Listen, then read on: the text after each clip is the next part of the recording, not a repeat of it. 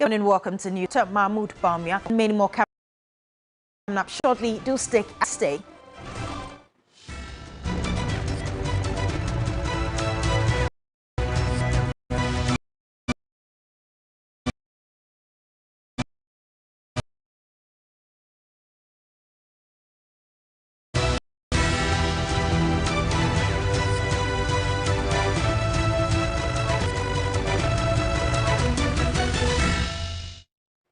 And indeed, your election command center. Let's start with election-related stories. And the Electoral Commission denied claims that it has printed excess ballot papers to favor a political party in the upcoming elections. Now, the National Democratic Congress has asked the Commission to provide details of serial numbers for all ballot papers in response to the allegations. However, the EC states that it is committed to a transparent electoral process.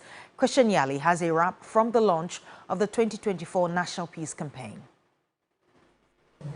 Call it a peace altar, and you are right. Key stakeholders in Ghana's electoral process gathered here to commit themselves to a peaceful electoral year. Religious leaders, members of the clergy, as well as party flag bearers and representatives of the Electoral Commission, as well as the security forces and even the president, were here to sound a clarion call for peace before, during and after the 2024 December 7 elections. The uniqueness of this year's election is that for the first time, we have a Muslim candidate running for office along a former president who is also in the race. It is crucial that we avoid turning our campaigns into religious confrontations. Deputy Chairperson in charge of operation at the Electoral Commission, Samuel Tete, denied allegations that the Commission is printing excess ballot papers to favor any political party ahead of the polls. As has been the practice, all excess ballots are shredded and destroyed in the presence of party agents and a certificate of destruction signed. We wish to state that our processes are so transparent that the Commission cannot print excess ballots, and we entreat the public not to panic.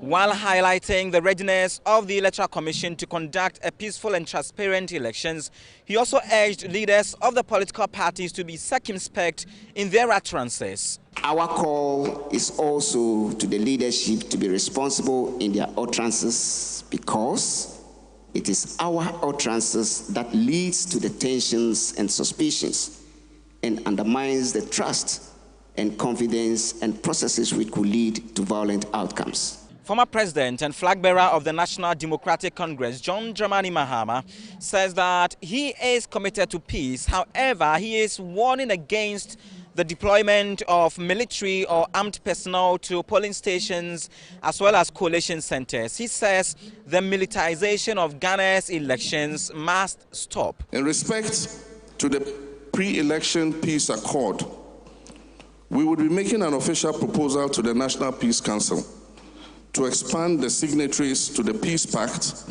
to include other important stakeholders in our elections. It is our hope that this will make the pact a more binding commitment to peace and not just a ceremonial piece of paper without any meaning. On his side, the running mate of the New Patriotic Party, Dr. Matthew Opoku-Prempeh, says that all political parties, including the NDC, must sign the Peace Pact. It is time for us to put words into action. Let us sign the peace accord to demonstrate that we mean what we say. Although it was a platform to campaign for peace, politicians took turns to jab each other and to embark on some campaigns. I am therefore extremely disappointed that both the President and the Vice President did not consider this program important enough. It is not true that he didn't value this. He does value it, and he wanted to be here, but circumstances beyond his control. Other flag bearers like Dr. Hassan Ayariga of the APC, as well as the Movement for Change, were all represented. They took time to also call for peace in Boko and surrounding areas. Christian Yali, TV3 News, State House, Accra. Now, the new Patriotic Party NPP presidential candidate, Dr. Mahamudu Bawumia, has reiterated his commitment to creating jobs for the Ghanaian youth. Now, according to him, if elected as president on December 7, he would introduce bold business-friendly policies. Dr. Bawumia was speaking at a youth engagement event at Boteman Sports Complex in Accra. To the young voters of Ghana, I will say to you, do not switch off. I ask you to get involved. December is about you. December is about who can deliver for you, for your future, whom you trust, who has the integrity, the vision, the energy, the competence, the sense of where the world is today and your place in it, who has the humility to serve you and the decency not to insult you. I shall plead with you to make an informed choice. It is a choice between the one who had his chance and blew it and the other who is asking for a similar chance but to deliver with it, which is me. The decision is yours to make, not to bring back what was discarded in the past, but to vote for your future.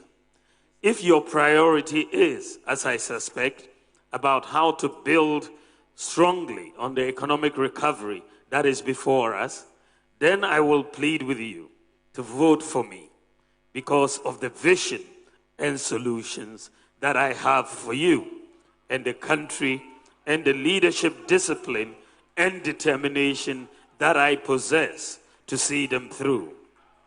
When I say to you today that your concerns and aspirations are my top priority items, I mean it from every sinew of my body. Indeed, I have been consistent right from the onset in making the destiny of the youth of Ghana my utmost priority. Now, the National Democratic Party, NDP, is promising an all-inclusive and participatory democratic government should the party win the December 7 polls.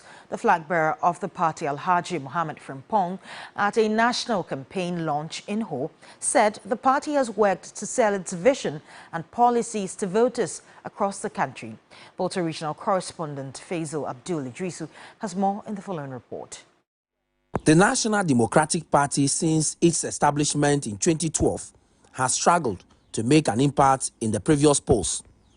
Having been disqualified from contesting the 2012 presidential election, the party managed only 16,935 votes in 2016 and 6,549 in the 2020 election. But with 34 days to the December 7 election, the party says it has done enough to ensure its message resonates. Future, we may have to look at the period made available for political campaign. But that's not to say that we have not done anything at all.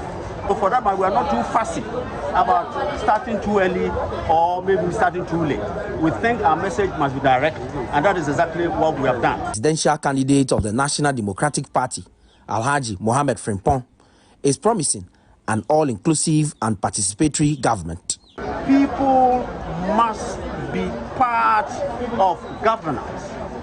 The inclusivity and participation simply means that we have power devolving from the executive to the decentralized structures. I don't think that is what we are seeing. That is why we cannot stop Galamsey. How come that a community should sit by the shore of a water whose turbidity rises so much, and then it turns no more potable? We are just some 30 plus days away from the December 7 polls, and the conversation about who wins the election remains an NDC-MPP one. That notwithstanding, the National Democratic Party says it remains confident at their chances of winning the December 7 polls. Faisal Abdul Idrisu, TV3 News. Ho. Still on politics, although Ghana has made significant democratic advancements, the participation of women in the country's political landscape remains limited. Some female leaders in politics warn that the lack of progress is hindering development, while calling for more inclusive policies and representation. Aisha Yakubu Khalid and Deborah Mensah have more in the following report. Only 40 women were elected to parliament in 2020, making up just 14.5% of the total seats. Despite advocacy for gender equality in politics, these figures reflect a troubling stagnation in women's representation at the highest levels of decision-making of the country's 275-member parliament, a statistic that has barely improved over the last decade. In a country where women account for more than half of the population, these figures raise serious concerns about fair representation. Shamima Muslim is a communications team member of the National Democratic Congress. The nature of our politics and the costs of participating in politics continue to prevent a lot of women from putting themselves through the process. Also largely because we are still typically a patriarchal society and our customs does not promote or encourage female leadership in the way that we want to see it secularly. The issue is not just at the parliamentary level. Local assemblies and government bodies also report low female involvement. In the recent district-level elections held on December 19 last year, 95.9% of the 6,243 persons elected as assembly members were males, while females constituted 4.1%. While there have been efforts to promote gender balance, these initiatives have yet to create significant change. Hajia Safia Mohammed is Deputy National Women's Organizer of the governing New Patriotic Party. Looking at our current female representation from both political parties in parliament, it's not encouraging, but it's progressive. Let me take my mind back to the recent primaries. We lost majority of our women in parliament, which has even brought our representation to a tortoise pace in parliament. And I am so confident that with a little effort and support from both political parties, I think we'll have more women bounce back to parliament after 7th December. Beyond financial challenges, Ghanaian politics is often seen as hostile, discouraging many women from participating. The Convention People's Party's presidential candidate Nana Frimpoma Sapon Kumankuma believes the toxic political environment must be addressed. We don't have a men's organizer. We don't even have boys organizer. So just by saying women's organizer, then it conditions you to think that that's the first position you should go for. The positions of leadership and decision making is what women must go for. Because it is that position of decision making that decides what happens. And nobody will really think and empathize with you if they don't really understand your needs. Professor Samuel Edujimfi is with the Department of History and Political Studies at the Kwame Nkrumah University of Science and Technology. He asserts that women's participation in politics is not simply about filling a quota or checking a box.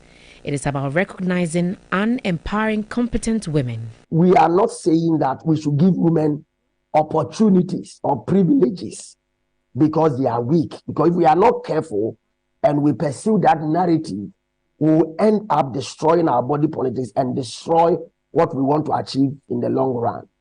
Fundamentally, we are looking at competent women. We are looking at women who have endeared themselves in whatever they are doing and have capacity to hold political office to make, immense contribution to our development. Despite the challenges, there's hope. Women's rights organizations are stepping up their campaigns, pushing for reforms that will ensure at least 30% female representation in decision-making roles.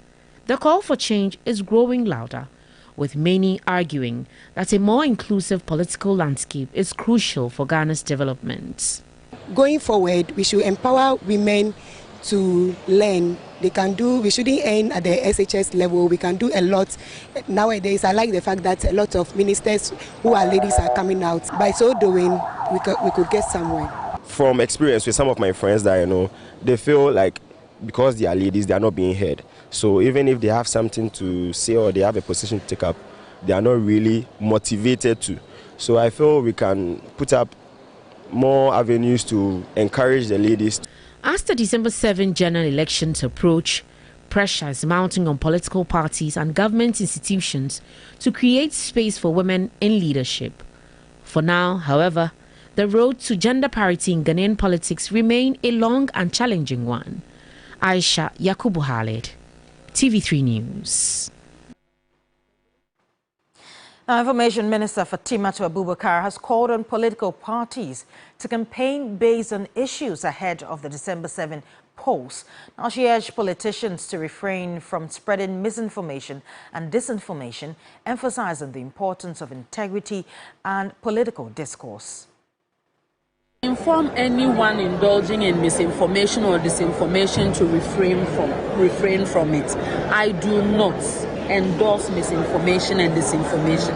I believe if you want to seek the goodwill of the people, the mandate of the people to serve, it should be based on your character, your integrity, and your capacity to serve. And that capacity and character and integrity should be expressed in your vision and mission for which you are running the campaign. If you think at any point in time your own message is not sufficient to convince the masses to give you the nod, but you must use some of those tactics that are not good for any democracy anyway. And you heard the projections made by the World Economic Forum and even Reporters Without Borders that if we don't take care, the impact of misinformation and disinformation will be more adverse than the COVID pandemic. So we are aware, especially in the age of AI and a lot of sophisticated systems where people can just put something and make it look so real to the viewing public. We are just begging everyone that go and campaign based on your message. Go and campaign because you are confident in your candidates, and let us refrain from any form of misinformation and disinformation. Thank you. I thank you for it. We'll stay on elections, and Americans head to the polls on Tuesday to elect a new president in a tight race between Kamala Harris, a Democrat, and Donald Trump, a Republican. Now, the two have been sharply divided on the role the U.S. government plays in American lives and the world at large. TV3's Christian Yali takes a look at the similarities between the U.S. and Ghana's 2024 elections amid raging issues driving campaigns. I'm going to do it whether the women like it or not. I'm going to protect them. Listen, it actually is, I think, very offensive to women. Jabs and personal attacks have been dominant in the campaigns of both candidates. The race between Kamala Harris and Donald Trump remains as tight as ever. Immigration is a top issue on the campaign trail. Their policies on economy have also stoked reactions, with abortion generating interesting perspectives across the states. There are a lot of people who think that a Donald Trump presidency would bring up better economic imperatives. There are some people who think Kamala Harris presidency would be better in terms of female rights, in terms of female reproductive rights, will be better in terms of race relations. After months of campaigning, there is now just hours to go. Voters will decide which character to cast their vote for, as both candidates are courting female voters. And all I can say is I read where she was not black, that she put out, and I'll say that, and then I read that she was black. I mean, honestly, I think it's a tragedy that we have someone who wants to be president who has consistently, over the course of his career, attempted to use race to divide the American people. But what could drive people's choice? At this point, Americans are concerned not just about the economy in general, but they are concerned about inflation. That is a big word. And it's not just inflation as a technical term, but in terms of how that affects people's purchasing power. So basically that's related to high prices. So there's a lot of concern about the cost of living. There is concern about affordability. The US and Ghana elections present interesting similarities this year, with incumbent vice president leading their parties into polls despite their political ideology differences. Also, former presidents who served a term each are seeking to grab power again. There are parallel issues in both countries that make an interesting watch. There was a time we did not have the debates in Ghana, but after some time we did have it. And now there are controversies about whether there should be a debate or not. It's the same thing going on in the US. Kamala wants to debate, Trump does not want to debate. Now we have parliament. In the US, we saw what happened on January 6th, the incidents, the attacks that took place. We also had a similar incident in Ghana's parliament the last time around, where there was a lot of violence in the House. And so there have been polls predicting the outcome of the US elections. And if they are right, it means that this would be one of the closest presidential race in modern history. And as they say, when the United States coughs, the whole world catches a cold. A reason you must be concerned about what the outcome is. Christian Yali, TV3 News.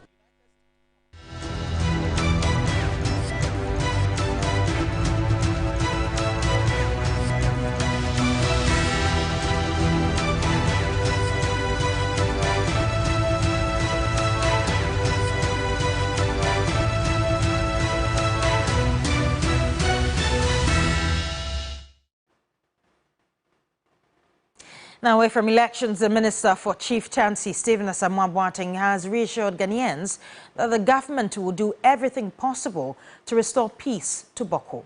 A number of lives have been lost over the past few days. Stephen Asamoah Boateng gave this assurance at the launch of the 2024 National Peace Campaign. It's a very sad situation, and if you never stepped foot in Boko, you probably don't understand what's going on. I've been there several times. And we want peace to reign. Whatever the government has to do, we will do to make peace possible to come back to Boko. Martin Luther King Jr. says, love is the only force capable of transforming an enemy into a friend. And that's how we wrap up the 6 a.m. bulletin right here on TV3. My name is Judith Brown. A pleasure coming to you always. Do stay tuned. New Day continues.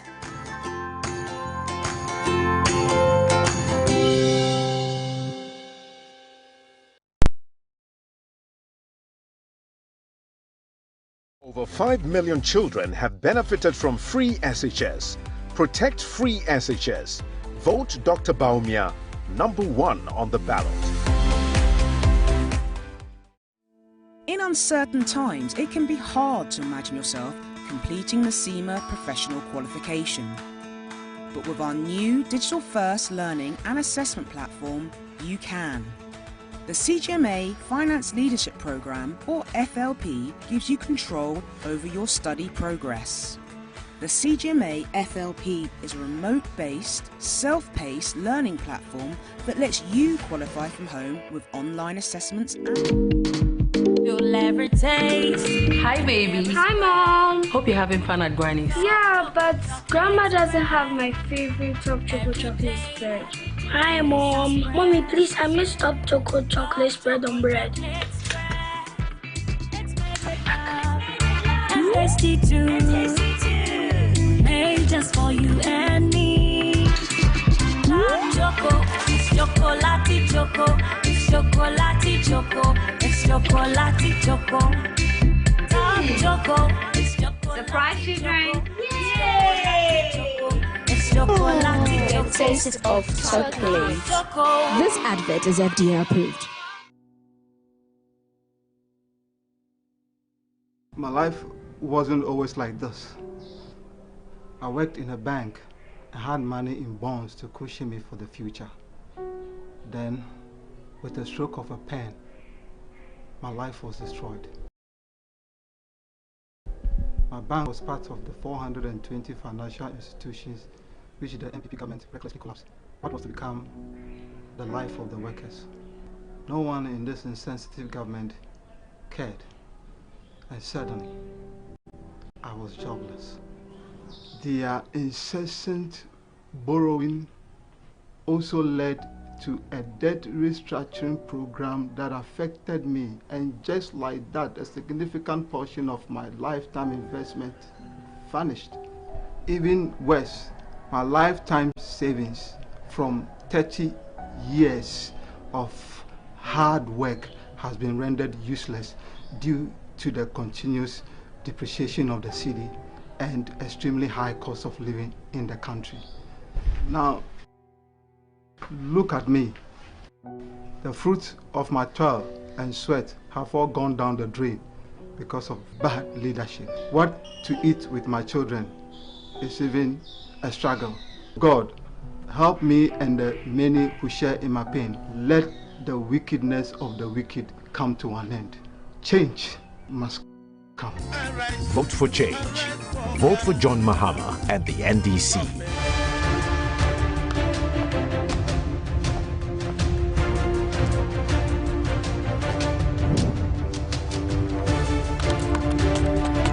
This is the show that brings finality to all the critical issues. It is the stage where all the facts are checked, issues thoroughly interrogated, opinions shaped, and debates settled. But over here, we do more than just talk. We resolve problems. We hold those in power accountable. We address all the key happenings in society, from politics to health to education to everything you deem important. And we will center the voice of the ordinary Ghanaian. This is the show that sets the agenda. Agenda shows Mondays at 9 p.m. on TV3. TV3, first in news.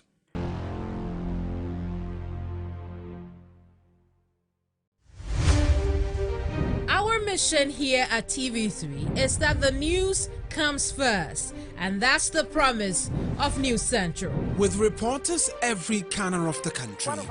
Consignment to attain reaction to production, Hidden Lions, and experts across the subjects that affects you the most. We stay across the big stories that impact you the most as they break, develop, and evolve into major national issues. With all angles covered across the country and across every subject. I am Kemini Amano. And I am Eric Mawina Egbeta. News Central, live weekdays at 12 p.m. on TV3. TV3, first in news. When the sun rises, there is hope. While this hope lingers on, the citizens look up to the government, the economy, the national development agenda, and everything in between. On Ghana Tonight, it's our utmost priority to bring you insightful conversations on the economy, break down the biggest issues while setting the agenda for transformation and national development. The big and important stories are treated from the human interest angle, while the facts and the figures are painted with precision. So now, let's cut the convention and start the conversation here on Ghana Tonight. I am your host, Alfred Okamsi. Ghana Tonight shows Monday to Friday at 10 p.m. on TV3. Brought to you by Flamingo Paint. Superior durability, superior hiding, superior coverage, simply superior.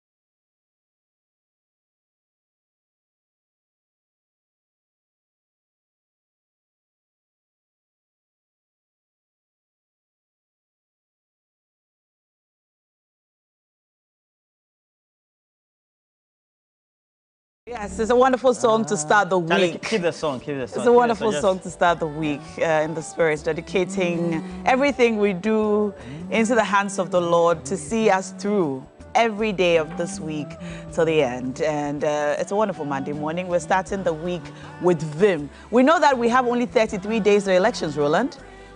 Yes. The days are flying by. Yeah, just to think about it. Only 33. Yesterday, our lead co-producer, that's Shadrach Abe, just prompted me and said, this Monday will be 33 days, so we should do something by way of big issues on that. Make those considerations. What will voters be thinking about in terms of what their own benchmarks will be? Yes. What will make them go to that polling station and go and vote? I said that was a great idea. Yes. And phenomenally, it also means that we have to start the conversation that way. With that. Quite surprising, all of a sudden. We started the year thinking nothing. I know. We're just a few months or several months off. To the elections. You know. No, we began January by saying this year we'll be going to the polls, Yeah, and now we're saying next month we're going to the polls. I can't believe we have just 33 days to go, but the time is flying by and we're here. So our question is, what are the key considerations you will make in deciding who should be our president at the end of this year going into next year? We've been on the ground on Community Manifesto talking to you at your constituency level, asking you what decisions or what would inform your decision on who to vote for at the constituency level. And a lot of the questions or a lot of the suggestions that have come up have been road infrastructure, healthcare issues, jobs. I think across board, jobs is one of the things that a lot of the young people have spoken about, the economy, trust and credibility and corruption. But on the national level, are the considerations similar? That's the question we're asking you this morning. What would inform who you would decide to vote for as president going into the December 7 elections? That's our question on this morning. And you're discussing something similar on the issues? Yeah, with that as well, because we've had a lot of conversations that have been ongoing. We've had the Afrobarometer report, Global Info Analytics themselves coming on with the latest reports on what their conversations have been with their sample sizes on what the considerations are. And even just yesterday, we had the National Peace Council putting together that political party groupings made up of all of them, including, of course, the NPP and NDC, and then asking them to sign a peace pact and all of them making those projections. So we decided that, look, that should also be part of our conversations. And one or two others. We can also talk about peace in Boku, what needs to be done, because it came up as Hassan Ayariga also talked about it, leading the APC in that peace pact conversation. Yes, so we'd like to find out from you. As soon as we activate the phone lines on this morning, call us and let us know. But know also that we are giving you cash on the show this morning on Cash Out every weekday morning. If you dial *439# on MTN or on Telecel, we're giving you free money on the show. All you have to do is dial *439#, follow the prompts, pick TV3, that's a second number 2.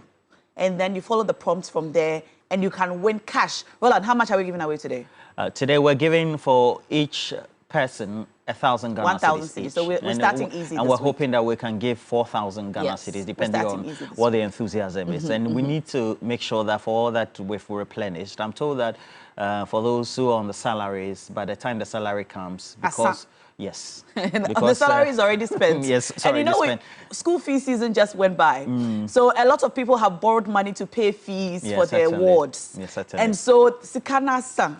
So we want to replenish that for you. So that's *439# and win 1,000 Ghana cedis on the show going out to 4 people. Choose option 2 as well. Choose option 2. Roland says play 25 times, right? Yes, 25 times. And you were not here on Friday. The mega jackpot was just... Oh, my goodness. Was just fantastic. I was playing at home. Oh, I did as well. I was playing at home. Incidentally, the last week, I did as many times as I can, and then the other week as well, and I never won. But we're happy that the viewers are winning. Yes, yeah, we're happy that the viewers are winning. So this morning, dial *439#, select option 2 for TV3, play about 25 times, 1,000 Ghana cedis coming to a wallet. I have a great friend of mine. He's called Moses Akrobotu. Works with the Graphic Communications Group Limited. He is with the Western Region Bureau. Says you're looking fine. You're looking like actually a teenager. Actually. Oh my goodness. But so you just have to, Moses, please get onto her Instagram page, and you'll get to know why she always looks trim. She's always keeping fit to make sure that... Roland, somebody threw a challenge to you on Facebook. No one. To go do some weightlifting standoff of sorts. I do that. I raise some few sticks. Yeah, I told them that, look, Roland doesn't post about it, but you should see Roland with the weight. Roland benches 200 Please, kg. we're doing this morning. All right, now so it's time for this stop this diary.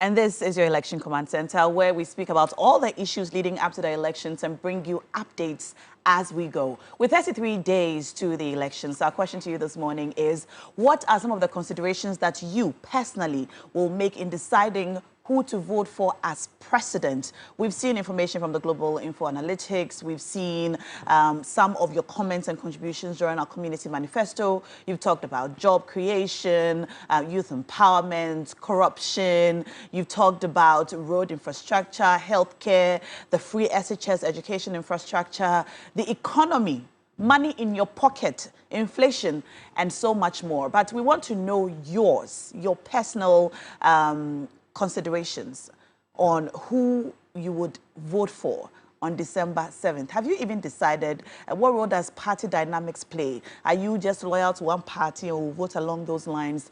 Or are you considering, listening to the other side, depending on what their campaign message is? Let us know. Call us this morning. The phone number has been displayed on your screen. And also with the hashtag TV3NewDay, you can connect with us online. We have our first caller joining us from Tamale. Hello. Good morning. Good morning, sir. What's your name? Yeah, I'm called Mosquito Junior. This is the Port Communication Officer. Did we meet you when we came to Tamale? Yeah. Yes. I'm from Tamale. I remember you. All right. Mosquito Junior. Mosquito Junior, yes. Boy, So he sort of looks like a Siedu Kit. Good morning. How are you? That's about. I'm doing well, Mr. Roland. And what about my wife, Anita? Who is your wife? I've not seen her. Anita Ekufu? Anita. You have to come to the afternoon show. Mr. Roland have had hear from me. No. She's not on in the morning. Which Anita are you talking about? Ekufu, I suppose. I'm talking about Anita. Anita, of course. All right. Okay, all right. You talk to us about the elections coming up. Hello. Yes, sir. Go ahead. Yeah, I'm saying they are talking about Peace Park. No. We're talking about the elections. Have you decided who you vote for? Before the election, that they are calling for the signing of the political parties for signing of the Peace Park. Yes. If I can hear you well. Yes, go ahead. So I don't know if I can recall 2020 elections. During 2020 elections, did the political parties sign the Peace Pact or not? If they signed, and at the end of the day, what was the outcome? What was the outcome of this Peace Pact? This, our Ghana Peace Pact, is it just to convince people and put people at the corner so that the political parties can come and do whatever they want, and at the end of the day, they walk away freely? Or after signing this Peace Pact, if any political party misbehaves, that political party will be held accountable. I only want to know this. All right. So if we are signing Peace Pact, it is very good. But is it only the political party that are to sign this Peace Pact? Electoral Commission, is it not able, comply to sign this Peace Pact? All right. The security, and then what have you? I don't know, because I am not actually at peace. All right, we have another caller joining us, so thank you so much for calling. Your point has been well made. When you call us, please keep it short and simple so that we can accommodate more callers. We have a caller joining us from WA. Hello? Well, certainly. Yeah, good morning. Good morning, Rula. My name is Tariq. I'm calling from WA. Good morning, Tariq. Welcome to the show. Yeah, thank you. The few things that inform me to vote are on the economy and employment. Okay. And then if you look at the state of economy today, look at Galamsey as well.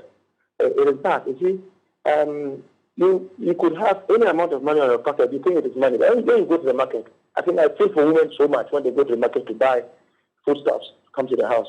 Their husbands could give them 100 cities, 200 cities to go to the market. When they go, what they buy, the small things that they have in the policy, when you see, you feel very pity for them.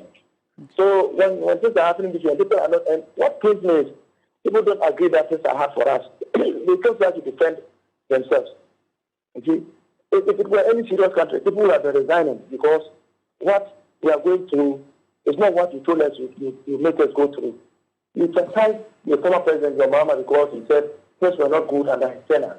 Now you have come, you have the opportunity. Do better, you are even doing much worse than he had done. So how do you tell yourself that, or how do you convince the voter that you are doing better? Comparing, now they are talking of a bag of cocoa. When they mention the price today and previously, you see that the inflation rate is much higher today. So that amount, 3,000 plus, it is nothing because when the farmer takes it, it's unable to even buy fertilizer or any other things to use in the farm. That aside, look at the water. Now in Upper West region, just about 3 days ago, when the tap was open, the color of the water is moving from, let's say, from that light green to almost brown. So you could see that there's some bit of cyanide moving towards slightly the muddy nature of the water. And that is very bad. All right. As we are fighting or talking about the Galamsey menace and people are defending it, tomorrow the repercussions will be on everyone, not on any individual. So let us always try to do the right thing and stop defending the undefendable. Thank you very much. Thank you so much for calling us. We appreciate your call, Tafiq. You can also call us. The number is on the line, Roland.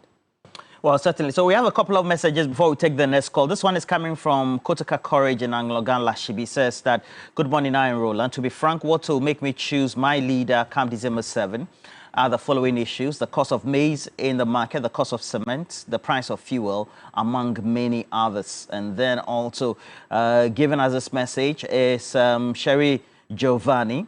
He says, the individual's persona, number one, the person's policies, track record and credibility, and with all these attributes, I think I'm convinced that Dr. Mahamudu Bawumia resonates well with me, and apart from him, it will be Nana Bediakun, aka Cheddar. I won't vote for any second-hand field person, he concludes. And then, of course, I have Aziz Donla, who also, okay, he's here to give me a message. But subsequently, Kwesi Mensah in the US says, Ghanaians should vote massively for John Mahama and Professor Jainan Opukwa-Agyemang's ticket because they have the track record in making consideration for how goods and services have become expensive on the Ghanaian market.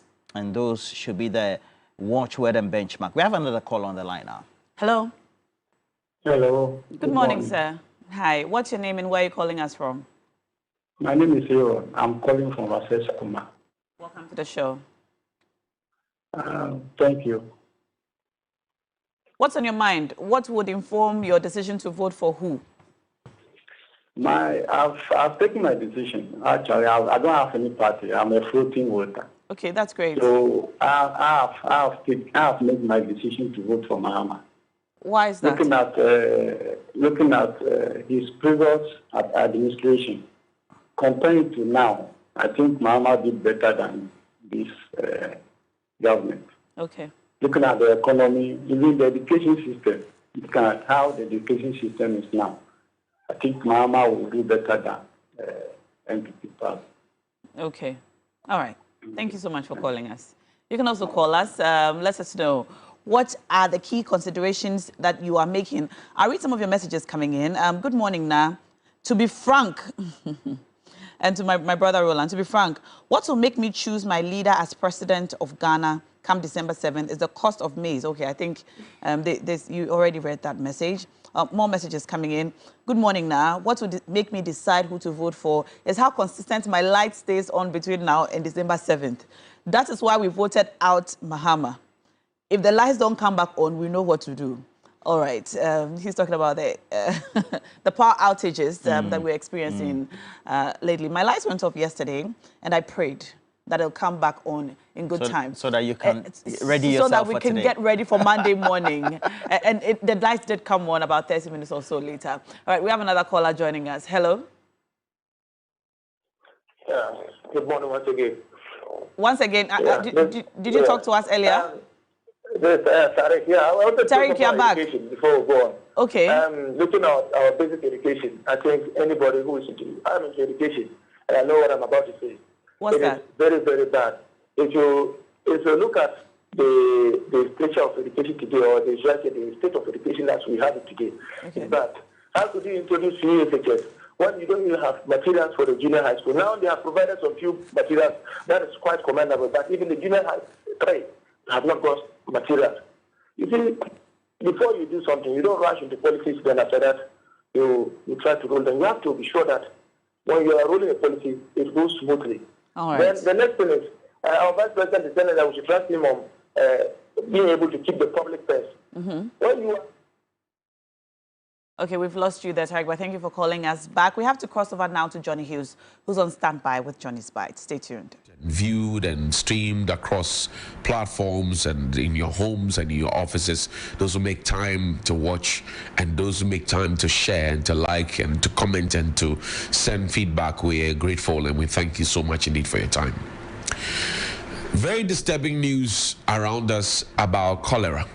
Some persons have been hospitalized. And it takes me back to when we had COVID-19 and we were all very much focused about our sanitary conditions, washing our hands with soap under running water, using sanitizers, etc. We seem to have thrown that to the dogs. We have forgotten that those days saved us a great deal. So please, let's encourage each other, wash our hands with soap and under running water, and also use the sanitizers as much as possible, because cholera can kill. Cholera, diarrhea, dysentery, all of those ones, they can kill. Typhoid, they can kill. And you do not want to die as a result of that situation. So as much as possible, please wash your hands. I understand that sometimes your pipe doesn't flow. And these days, it's like we're rationing water. 3 days, your tap flows. The next 3 days, it doesn't flow. Your power goes off. Nobody explains anything. I can understand we're in a public crisis of a sort. And nobody seems to bother to explain to us. And I'm sure that Ghana Water Company warned us way ahead that this was going to happen. They did. And I'm sure that we didn't take the warning seriously.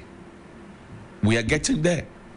And you see how strangely everybody is now talking about what's happening in Parliament. Everybody is now talking about Agenda 111. Everybody is now talking all those things that we're talking about. And nobody is talking about Galamsey, stopping Galamsey. And the President of the Republic told organized labor or disorganized labor that, look, give me some time for me to think through and give you an answer, a definite one, a decisive answer on how to fix and stop Galamsey. For a man who was prepared to put his presidency on the line. How much more time does the president need to be able to take a bold decision, to give us a bold solution to stop Galamsey? He's still thinking about it. He hasn't spoken about it. Boku happened, and there's fire on the mountain in Boku. Quickly, someone the meeting. Let's put a curfew on them. What about Galamsey? What about Galamsey? Can somebody call the president and ask him, what about Galamsey? Because our law says that when you find minerals, whatever they are, even the salt that we have, is vested in the presidency.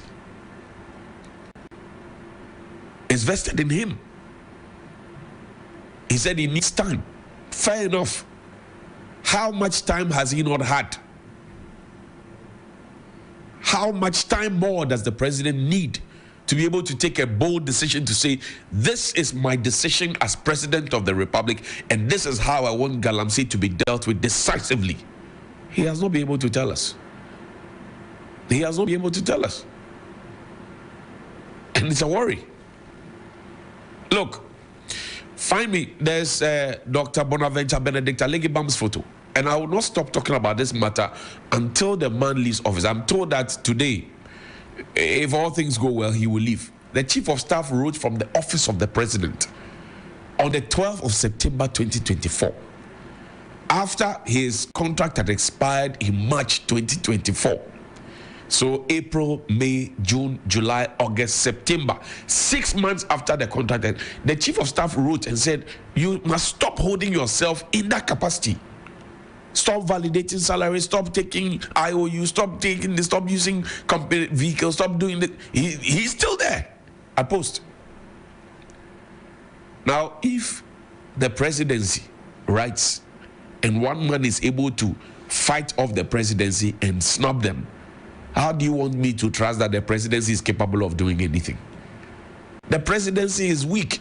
Was it Dr. Mahamudu who said the presidency has so depraved? One man has depraved the presidency. One man, just one individual. There are lectures. Lectures are bound. There are lectures that are bound. One man, he has depraved. He's disrespected every authority that is over and above him. From the HR at ICO to the Agric Minister, Brian Champon, who is beating war drums, to the regional ministers. The 2 regional ministers have been swapped to. Now to the board chairman. And then to the presidency itself. He said, no, you don't have. I said the presidency wrote on the 12th of September. One person. Just one person. 12th of September. Nothing has happened. Now let's get to Adabraka. Over the weekend, there was some robbery in Adabraka. Show me the car number, the car plate. And I checked. And I always encourage you to check. *920 *57 hash. *920 *57 hash. Enter this car number, GN 735719, without a spacing. GN 735719. You can do it now as we speak. *920 hash 57 hash. *920 57 hash. You enter that, and then it will ask you to enter the car number. Enter this car number. You see that this car number, like I've shown you many other instances of state vehicles, is not captured by the NIC, the National Insurance Commission's their database. So is this a fake number plate? Well, we wait for the Ghana Police Service. *920 *57 hash, and then enter this car number. It will tell you that it cannot be found on the NIC's database. But this was the car that was used for the robbery in Accra, in Adabraka. This was the car that was used.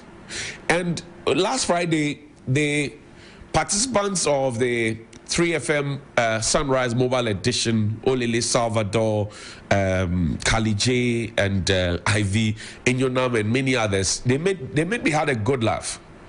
I had a good laugh because for the first time, I got to know that we actually have, did you know that we have an app fixing potholes? Is there, Abiam? We have an app for fixing potholes in this country, launched by our very own Dr. Digital. Oh, yes. Put it up there. Maintain My Road. That's what the app is called. It's on Google Play Store, Apple iOS Store. Join us in improving Ghana's road network. Report potholes, report accidents, report best pipes, report faulty traffic signal. We have a whole app designed, launched, funded by the state to fix potholes. Ask me how many potholes have been fixed because of this app. No. Tell me how many potholes have been fixed because of this particular app. Tell me. And every day, and you know, I was telling somebody the other time that Dr. Bawumia's claim to be Dr. Digital or Mr. Digital is because he's been launching apps. Now, let's come and pay attention to the apps that have been launched. And then let's ask ourselves how those apps, with all the monies that we invested into them, are helping our cause. That's the only way we can do an assessment. And don't you do any proper monitoring and evaluation before you bring another app. We have an app for potholes in this country. Did you know? You didn't know, I'm telling you. Come to me. We have an app for fixing potholes in this country. Potholes. And then you drive through town and you ask yourself, are people able to use this app to report the potholes? And if they report the potholes, how soon is it fixed? We have an app for potholes. And you can go back to many of the apps that have been. Dr. Bawumia told us that he was launching an app for school feeding, so that when they feed your child rice and beans, then it will register on the app. Have you seen the rubbish that our children are being fed with in school? Ask yourself how that app has fixed that problem. So we are always interested in fixing the remedial issues than the root cause. This portal app, if you finish this app and you give it out there, what will the local assemblies, the MCs and the DCs and the work supervisors and works engineers and the rest of the, what will they be doing? What will they be doing? We're just wasting money and based on the apps that we have launched and put out there. Somebody has claimed the title Dr. Digital. Probe into that Dr. Digital. Was it not Dr. Bawumia who came to tell us that everybody will have a bank account at some point? Now they say when you have a Momo account, it is a bank account. When you have a Momo account, it's a bank account. Now people are even trying to arrogate Momo and give it to Dr. Digital. But MTN was running Momo many years before Dr. Bawumia even got into the political fray and got into power. Now we are trying to take everything and hand over to Dr. Bawumia. I'm asking the apps that we have launched, those that we have spent money on, COVID app, COVID church app, name the apps, plenty apps. How have they helped us? The apps, how have the apps helped us? I'm asking a question this morning, and I'm sure to think about it together with me. How have those apps helped us? And how much was spent on those apps? And who designed those apps? Do you remember Jack, where are you? You don't remember that app? Jack, where are you? I am here. You don't remember that app? What is the difference between Tap and Go? You remember that was an app launched by Dr. Bawumia, Tap and Go. What's the difference between that and Go Right? What's the difference between Tap and Go Right? What's the difference? I'm asking you a simple question. You are the one, let me, Dr. Digital. I say Tap and Go is an app that Dr. Bawumia launched, right, for the transport sector. And then Go Right is also an app that Dr. Bawumia recently launched for the transport sector. I'm asking you, what's the difference? Don't insult. Just give us the answer under the stream if you know. Every day we are launching something new. And then you ask yourself how that has helped our situation. Common Ayalolo bus service we couldn't manage. Go and look at J. Kufuor's Metro Mass, how we have run it down. Go to STC. Now, private people are the ones who have taken center stage in the management of transportation in the country. If they decide that tomorrow they are going on strike, we are dead. We'll crash. And when you ask the questions, they say, why are you asking the questions? And I'm asking you, we as a country, we have seen state OSA, we have seen all those things before. As a country, we have seen all those transport services before. People take their passport out of the country, they travel, they go to the UK, the US, they go to Germany, they go to France, they go to wherever it is, Australia, and they use the buses, they use the trains. Well, in this country, a train got stuck or hit or whatever it is on a rail line. Insurance became a problem. Insurance, 2 million. Became a problem. Have we been able to fix that train matter? We have not been able to fix that train issue. And then now we say we are bringing in new trains. So we always are leaving the issues that must be handled, and then we go and bring another one. In your own home, if you have rice already prepared and it's on the burner or on the cooker, do you leave that rice, don't consume it, and then you go and cook or boil another rice? Don't you eat what is already prepared? So why do we do that to ourselves?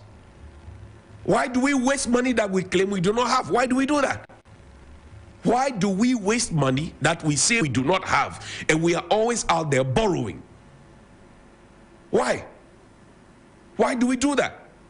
Why do we do that? I'm asking a question. Why do we do that? Why do we always waste money that we claim we do not have, and then yet we come back to come and burden the people? We say we're going to move from taxation to production. That's what we told ourselves. That was one of the reasons that Nanado got elected for.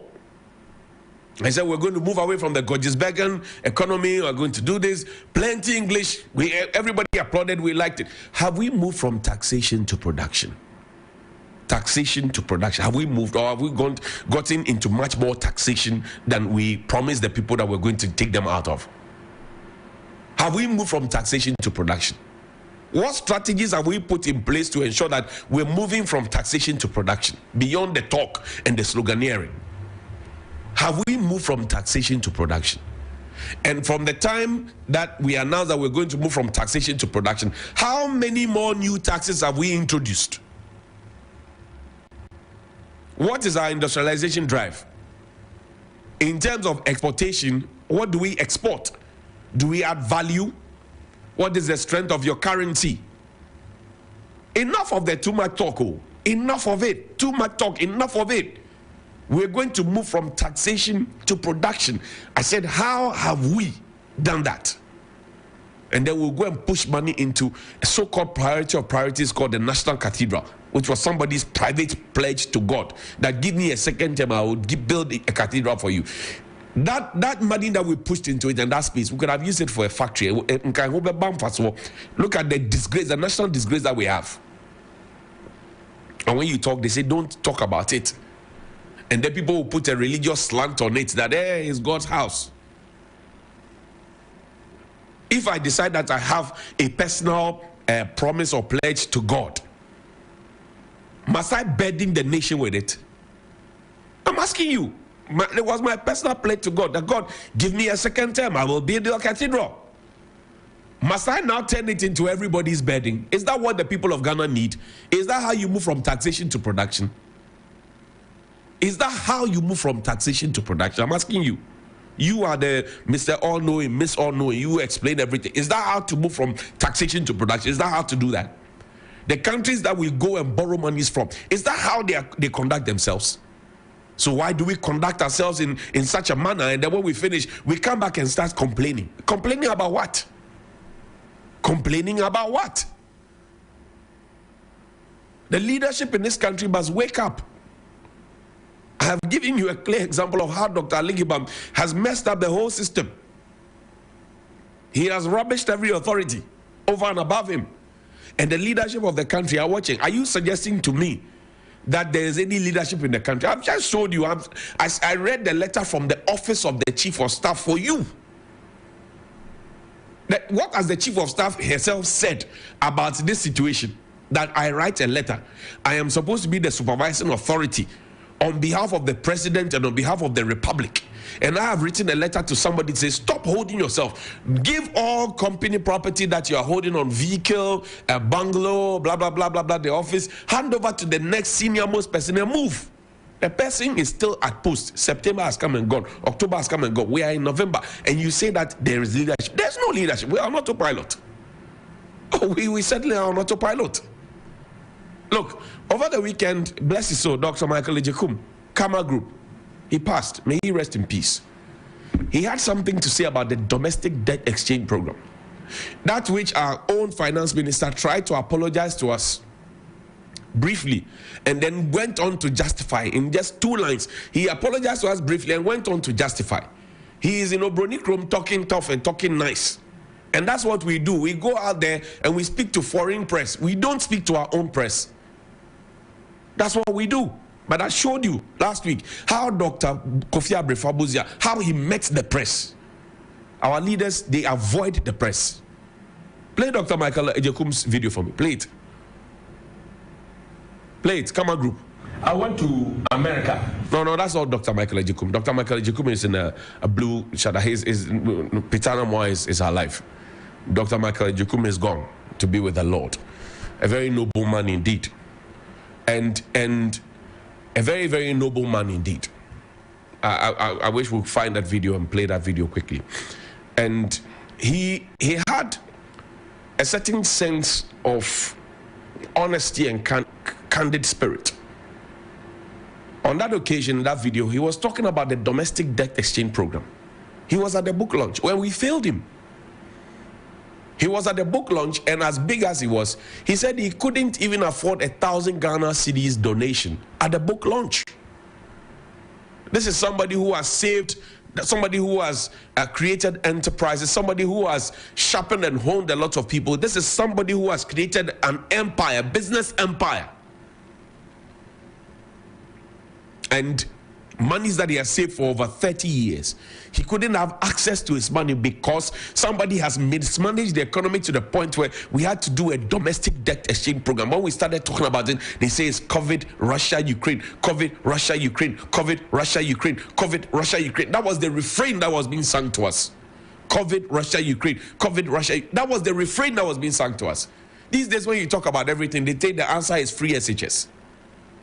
You ask about geography, they say free SHS.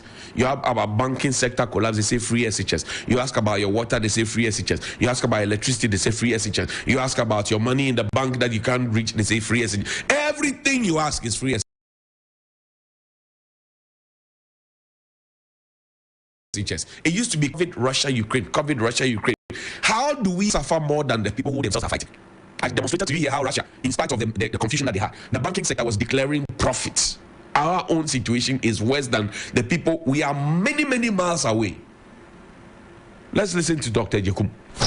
Analytically, you will not buy. I am a pensioner. And all my money, I must confess, I know I'm on air. The money that I saved to take care of my pension time has been taken over by the banking cleanup. So I don't have my money to support such a wonderful book. And if I tell you how much that I saved for over 30 years to take care of my position now, you weep for me.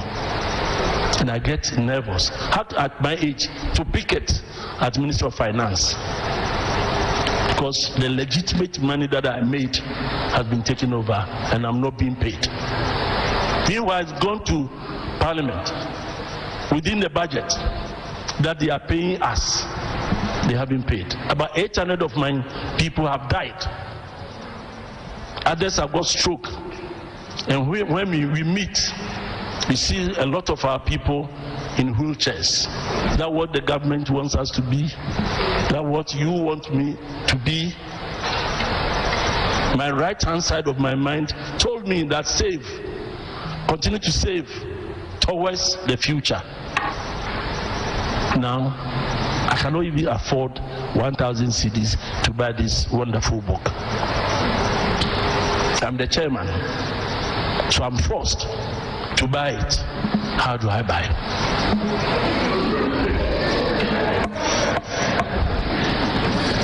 So before coming here, I went to SNET. And you know what the digitalization is doing to us? At 70, at your birthday, if you don't come to confirm or validate your existence through the bio, the computer will stop paying you. Meanwhile, I'm a 3rd January 1950 born, 3rd January. So January has passed, February has passed, they've stopped paying my pension. So Prof, I had to rush to Senate office today to tell them that I'm still alive. So they said, okay, put your left 4 fingers there, 5 of your 4 fingers of your right, you're the thumb, and they said, now you are through, you'll be paid. And how much is it? And I'm prepared to cough out of this little pension 3,000 cedis to this book. I think I need a better round of applause.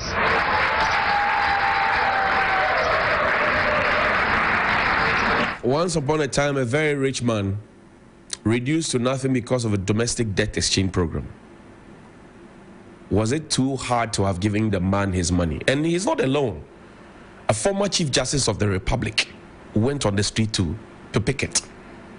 A former Director General of Securities and Exchange Commission went on the street to picket. Lawyers, doctors, engineers, architects, big people in this country who should have never ever been on that street, they went on the street because hands were being dipped into their pockets without their permission. They say, oh, when you invest with the government, it's the safest. Now we are rewriting the principles of economics. We have actually rewritten the principles of economics, where people come and sign on to a deal, a bond, to say, oh, I want to get this, and then we now change the thing without telling them. We coerce them into it, force them into it, and we give them lower yielding ones. We say, oh, even the lower yielding ones, we will not pay you immediately, we'll pay you later. These are the men. We have the men. We have them. These are the men. This is how the ditch we have entered into, and nobody is apologetic about it. The last time our finance minister tried to apologize, he spoke a line of an apology, and then he went on to justify. That's not an apology. Nobody has had the dignity and respect for the people to apologize very much from their heart. We are a proud nation. We will not go to the IMF, Sambalat and Tobago. We are called names. This Joshua and Caleb economy that we're running. The economy we're running, Kenneth Oforiatta's Joshua and Caleb economy. That's what we are running now. It's a continuation. That's what we have. That's what we have now. And somebody will tell you that, oh, it's the safest to invest with government. Lie. People still do not have their money. And when you say the explanations that are given to you, it doesn't make sense. It doesn't add up. It just doesn't make sense. We failed the man. May he rest in peace. And he's not alone. There are a lot of businessmen who are crumbling. They say, oh, it's their family people who are running down the business. No. Give him his money. The money that he has. His own money that he invested. Give his money to him and see if he will. Look at what we have done to Dr. Papa Kwesi Ndu. We have brought the man down to his knees. Look at what we have done with him. He says, you say, I owe. I say, yes, I agree. But you also owe me, so pay me so I can pay the people I owe. You say no. You shut the man down. And me, I travel a lot. I go around the countryside. Dr. Papa Kwesi Ndu, arguably, aside maybe GCB and ADB, was the only bank that had branches everywhere. Go and check what his bank branches have become. Go and check.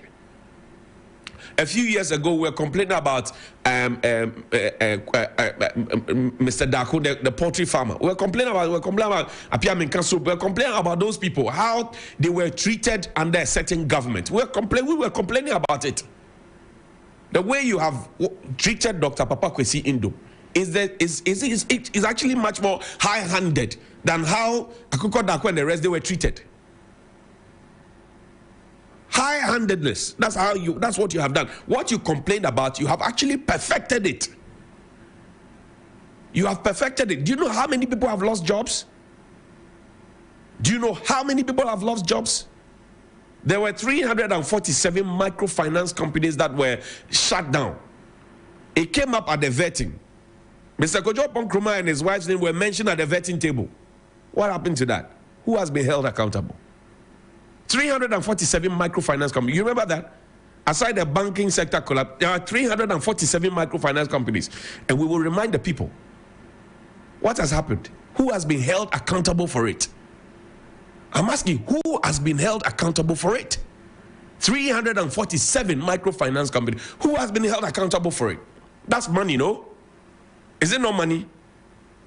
If somebody, the way we are treating Dr. Papa Kwesi Ndu, we should line up all the 347 microfinance companies and deal with them. What has happened in the DKM matter? What has happened in the DKM matter? I'm asking. We should be measured and we should be principled in the way we deal with issues. We can't approbate and reprobate and be doing the kukwasa. No, we should stop that. That's not how to build a country. If it is wrong, it is wrong. If it is right, it is right. Professor Mill says the fact that times have changed doesn't make right wrong and wrong right. I've finished. Good morning. Please call me 055 924 27.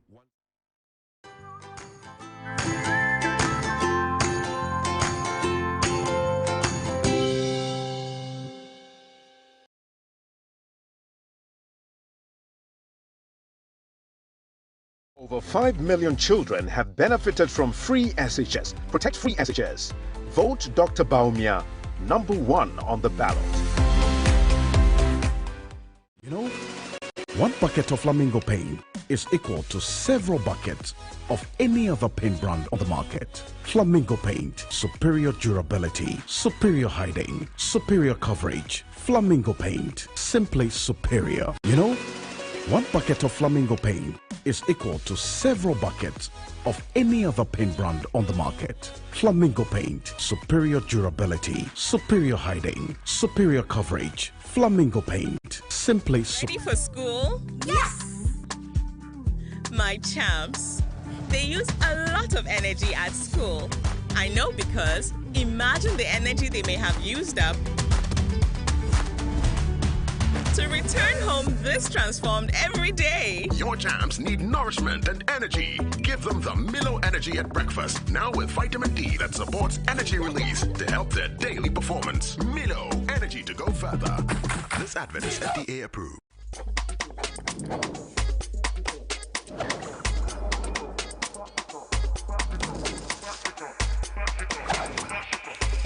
One choice, multiple styles. All big, all unique. Mama, stop worrying. How is Kobna? I got some of his medication. His friends are raising funds to support us. The kidney disease has taken the toll on my son and our finances. Mama, there is hope. The pharmacist told me about Mahama's policies on chronic diseases. John Mahama is going to establish the Mahama Cares Fund to support Ghanaians with kidney diseases, sickle cell, cancer, diabetes, hypertension and other heart conditions to support and ease the financial burden on families like ours. Mama, but that is not all. Ghanaians can access free health care when they go to the CHIPS compound, health centers, clinics and polyclinics. Mama, we have to vote wisely for Kobne's sake. Mama, wipe your tears. Wipe your tears. Mahama cares. Vote for change. Vote for John Mahama and the NDC.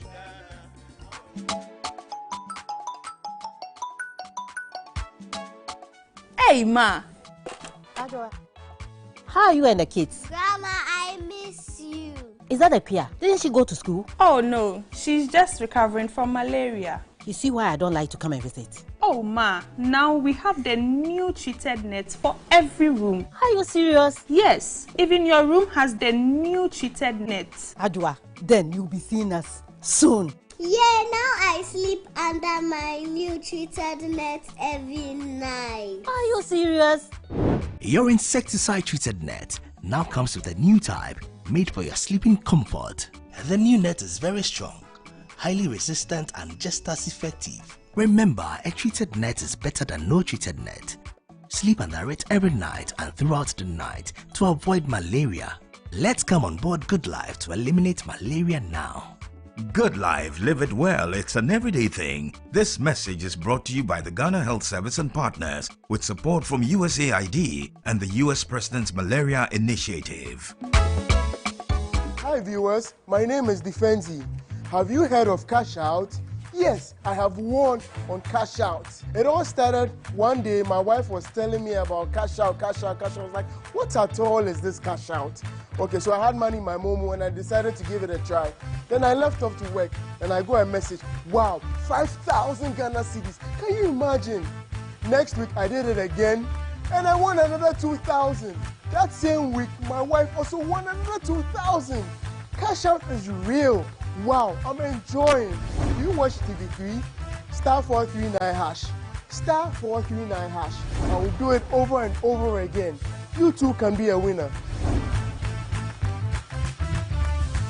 An inspiring tale of love, hope, and perseverance. This is Faltu, which means useless. Being born into a feudal family in rural Rajasthan means Faltu faces ill treatment and disrespect from everyone except her father and her cousin Pratap.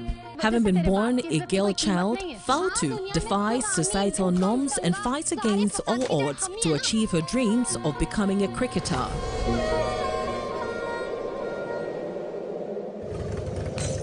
Fate brings Faltu into contact with Ayan, a former cricketer from Mumbai who is visiting her village. Impressed by Faltu's strength and determination, Ayan helps her to pursue her dreams of being a professional cricketer, falling in love with her in the process.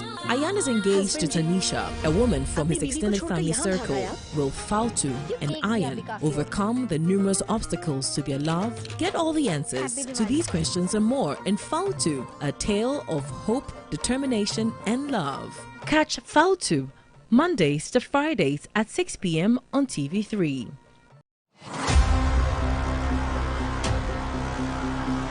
Get ready for the musical showdown of the year. Mentor 13, from soul-stirring sounds to electrifying beats, these aspiring stars are ready to dazzle you with their vocal prowess and stage presence. Who will rise to the occasion? Who will steal the spotlight?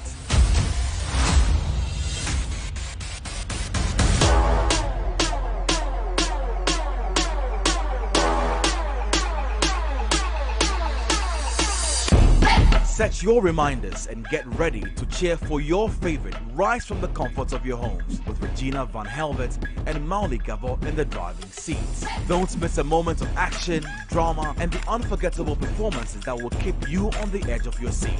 Tune in every Sunday at 8 p.m. only on TV3. Mentor 13, the Rising Star Edition. Mentor 13 is powered by Shaltox Lozenges. Sponsored by Darlin Lemon Drink, Darlin XYZ Wine, Blue Jeans Energy Drink, Enapa Foods, Frutelli Calipo, Obuasi Nubunawo Mwankasa. Are you thinking what I'm thinking? Do I live in your mind? Am I a prophet? So I go over to this at your heart now. Watch The Bachelors and stand a chance to win home appliances as well as many other amazing prizes every week. Answer daily questions correctly at the end of every episode via the WhatsApp number 0247 120 633 to be a winner. Betty! So stay tuned and you can get your hands on some amazing prizes weekly. The Bachelors, showing Tuesday to Thursday at 9 p.m. only on TV3.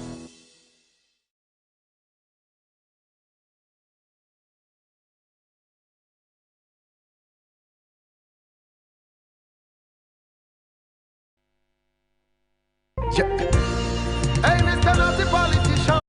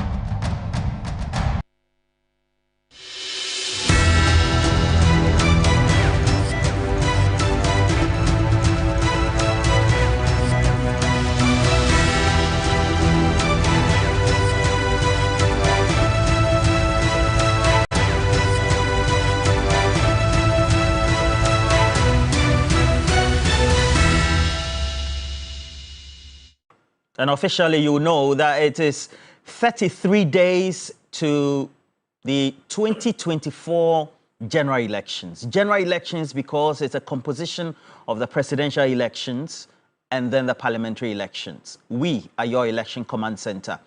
And as always, we will also want to preface this by telling you that as part of the comprehensive and wide coverage we've been giving to you, including a number of the editions of Community Manifesto, where we have traveled far and wide and also sought the views of ordinary voters like you and I, we know and trust that we are in a position to say that 33 days to this general election, we are the best platform for you to get up-to-the-minute updates on everything elections, news, current affairs in relation to this massive event. And for all that, please make sure you touch base with that. TV3 Ghana always available. We also have our various subsidiaries as well. 3FM, they're also on social media. 3news.com brings you the latest updates. And also, just as the countdown continues, 33 days to that main event, we want to also start this big conversation by telling you that 3news.gh is on Instagram. 3 News is also available throughout. So make sure you follow us across our social media handles and let us get to know what you think about our programming, not only regular, but also towards the election. But as always, before we introduce our guest, we also have to tell you that for all the money spent, you need to replenish it. I particularly did love the mega cash out jackpot on Friday. Well, we had over 6 winners, each of them taking home thousands. We started with 2K, 3K, and then also we had 5,000, and subsequently going on to 10,000, and each of those winners across the various regions of our country happy. So this time, begin the week well. While we do a mega jackpot on Friday, please be part of this great conversation. And choose option 2 and increase the number of tickets. And as always, you could be one of the lucky winners this morning, and let us have some great conversations thereof. For those who have joined us, we're grateful. That make sure that *439# become your short code of choice. A number of you have joined us. Raouf Mohammed has joined us. Nana Kwesi Ayimedu, good morning to you. We're grateful that you've joined us. Money, Joseph, Ivan Seben Samba, Kwesi Mensa, always joining us from the United States of America. And for those who are joining us from other areas as well, because we love you, we always want to know that we're also Prince Henry. Good morning to you as well. Our guest this morning, Kofi Ameyao. Kofi Ameyao, good morning to you. You won't let me relax. Nobody knows that you just came in. That's oh, let me relax. Okay. How are you? I'm awesome. How are you? It's been a while. I'm well too. And I remember when Kofi came from the United States of America, I was there with Joy News. And, you know, we linked up quite. We had some great friendship. Yes. And he's a very respectable gentleman, I have to insist, compared to some of his compatriots who think that we are their enemies, but we're not. And then Eduji Tamaklo, good morning to you. Good morning, Roland. Good morning to my brothers. All right. And a man I've come to respect so much, Solomon Owusu. I kept asking, when he was in the MPP, why wasn't he communicating the policies of the government? But he is with the Movement for Change and the Alliance. They have Alan Tremantin as their flag bearer and the Butterfly Man. Solomon, so how are you? Good morning. Very well. I'm very well. He's a serial entrepreneur and also has attached politics to it as well. So he speaks his mind as he wishes. But there's a man that we want to pay homage to. We'll start with it.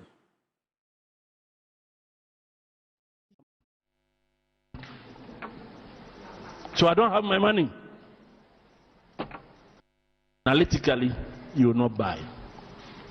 I am a pensioner. And all my money, I must confess, I know I'm on air. The money that I saved to take care of my pension time has been taken over by the banking cleanup. So I don't have my money to support such a wonderful book. And if I tell how much that I saved for over 30 years to take care of my position now, you weep for me. And I get nervous. How at my age to picket as Minister of Finance? Because the legitimate money that I made has been taken over and I'm not being paid. Meanwhile, it's gone to Parliament. Within the budget that they are paying us, they have been paid. About 800 of my people have died. Others have got stroke. And when we meet, we see a lot of our people in wheelchairs. That's what the government wants us to be. That's what you want me to be. My right-hand side of my mind told me that save, continue to save towards the future. Now, I cannot even afford 1,000 cedis to buy this wonderful book. I'm the chairman, so I'm forced to buy it. How do I buy it?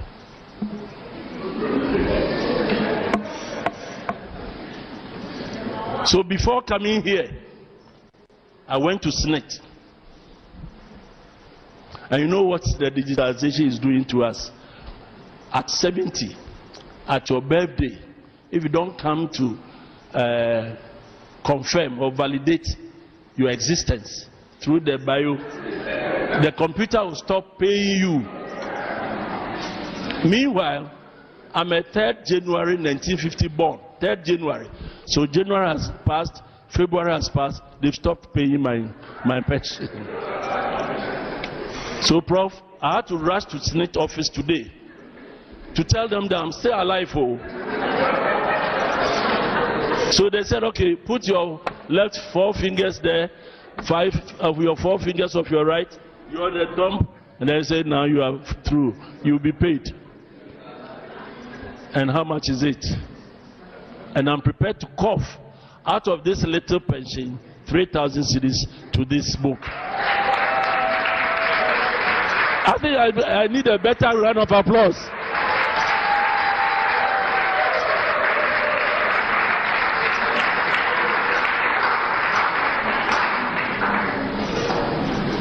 I used to be a showboy as well, but now I'm down. But in spite of all these, I will tell you that it's a good book. So if nothing at all, please cough 200 cedis. I don't know, Adrian, how much will it cost in the bookshop, this book? Give me a copy. And that is Dr. Michael Ejekumado, known to me as a young journalist as Kama. And I remember his conference room at the Kama Group of Companies, which was just around where we had Palace Biscuits at the time. If you're from Dankwa Circle, heading towards La, so to speak. That was where many of the conferences in the early 2000s or from 2000, you'll find the conferences being convened. And I remember he wrote a motivational book about how we need to invest in government instruments and, you know, some of those things that everybody dared to me at the time. I was a young man, dared to me. Pastor Mensah Otabil was with also writing on his transformational leadership series. I remember Albert Okran, and he was part of that crop of people as young men who educated that we have to invest. Well, we're paying him homage. He passed on at the age of 74, and before he passed on, he had an honorary doctorate degree with the KNUST, and then acquired his own PhD with the University of Ghana, and so deservedly, Dr. Michael Ejekumado, rest in peace.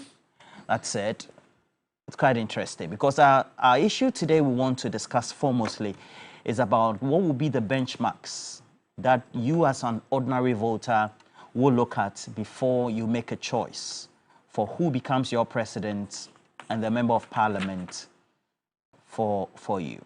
So more importantly, let's look at what the latest Afrobarometer is indicating. The most important problems for Ghanaians in 2024, and the respondents were asked some of these critical questions. Now, 41% of Ghanaians say unemployment is key, 38% say infrastructure, health, education continues, and the management of the economy. And then subsequently, we have increasing cost of living. So if you look at 1, 2, 3, 4, 5, 6 items by way of the benchmarks, they all relate to the economy. But water supply, farming is also a key issue. Now, let's subsequently also move ahead, and you'll find that there were various people who also were asked some of these questions. So they thought that they followed in that bracket as well. And so for the first policy priority, they looked at unemployment, health, and the infrastructure itself for this year. And then in the 2022, it was the management of the economy. Remember in 2022, that was when we had the 54% inflationary rate that we had within that period, and the dollar just ballooned subsequently. And then we had unemployment, infrastructure, etc. Now let's go up again, I think 2 more steps. No, the next one, the next one, the next one, the next one, the next one, the next one. So you find that the age groups of the people mainly were the young people, okay? So you find that the respondents mainly were 18 to 25, 26 to 35 years, and then 36 to 45 years. Very critical. And these are the issues that they want. Now, let's go to this one. So it was not all doom and gloom, because the policies of the current government are very important to Ghanaians. And so 85% of Ghanaians say that free SHS has to be retained. And then subsequently will mean that it has to be either retained the way they are or improved upon. Planting or rearing for food and jobs, 81%. And that's a good thing. So free schooling, and then agriculture, and then industrialization, one district, one factory. 71% say they want this to be maintained. And then when it comes to irrigation, one village, one dam, 60%. And of course, we have 17% who are in favor of electronic transaction levy. So it means 79% of the respondents say they don't agree to the e-levy. What, as a viewer, are your key benchmarks as you're watching us that you'll be using to vote? And why? All right. Now, let me start with you, Kofi Ameya.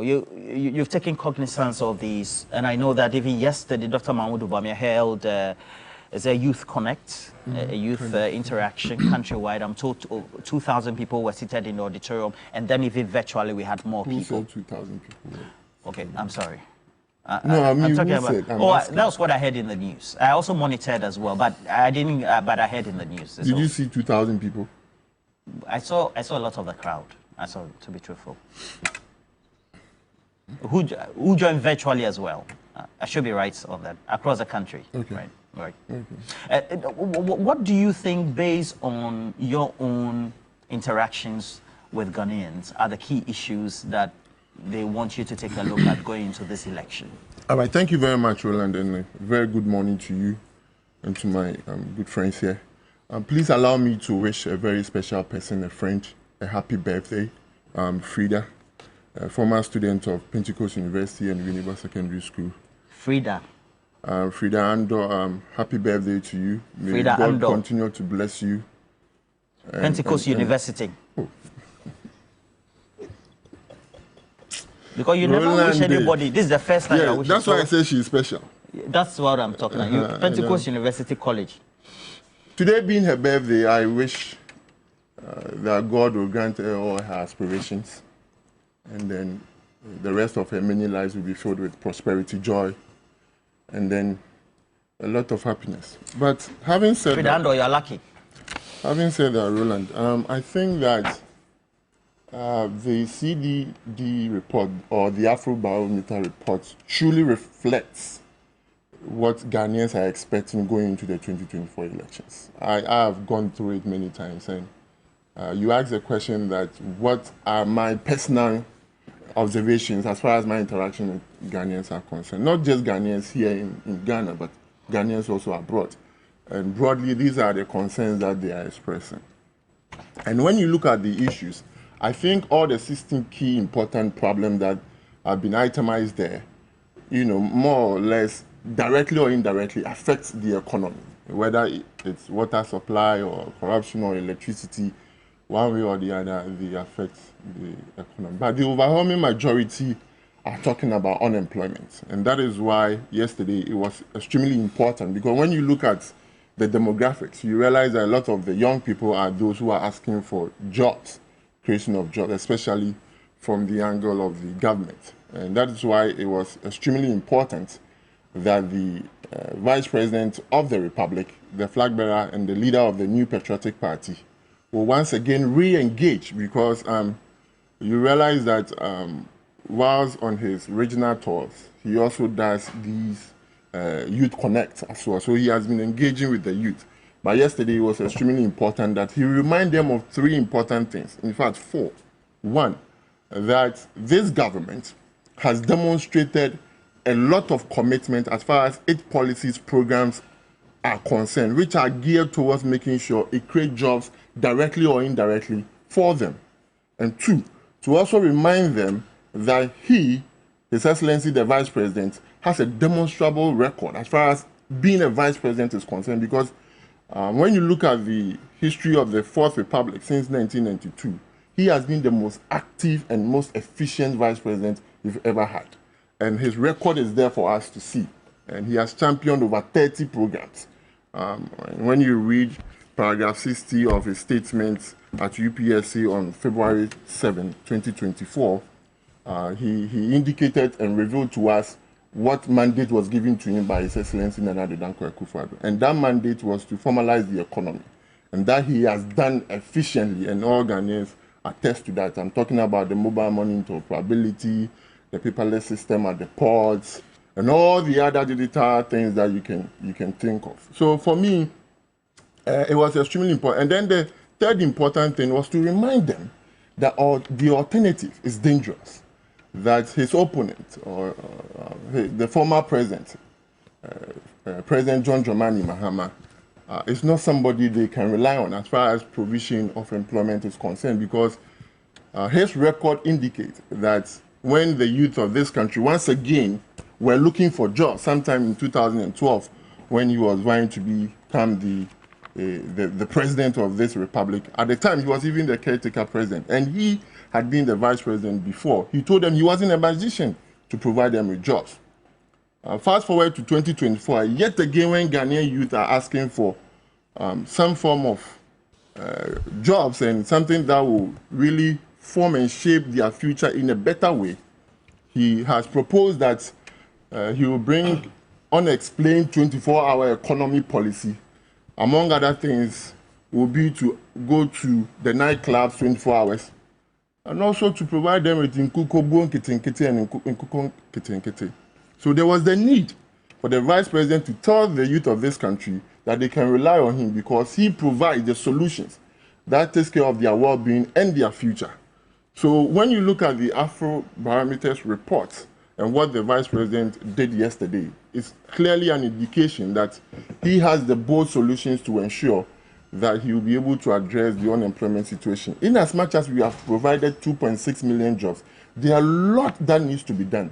And he's committed to that because he has the competence and the skill. And when you look at the second most important thing that the good people of this country are looking up to, we are talking about infrastructure and roads.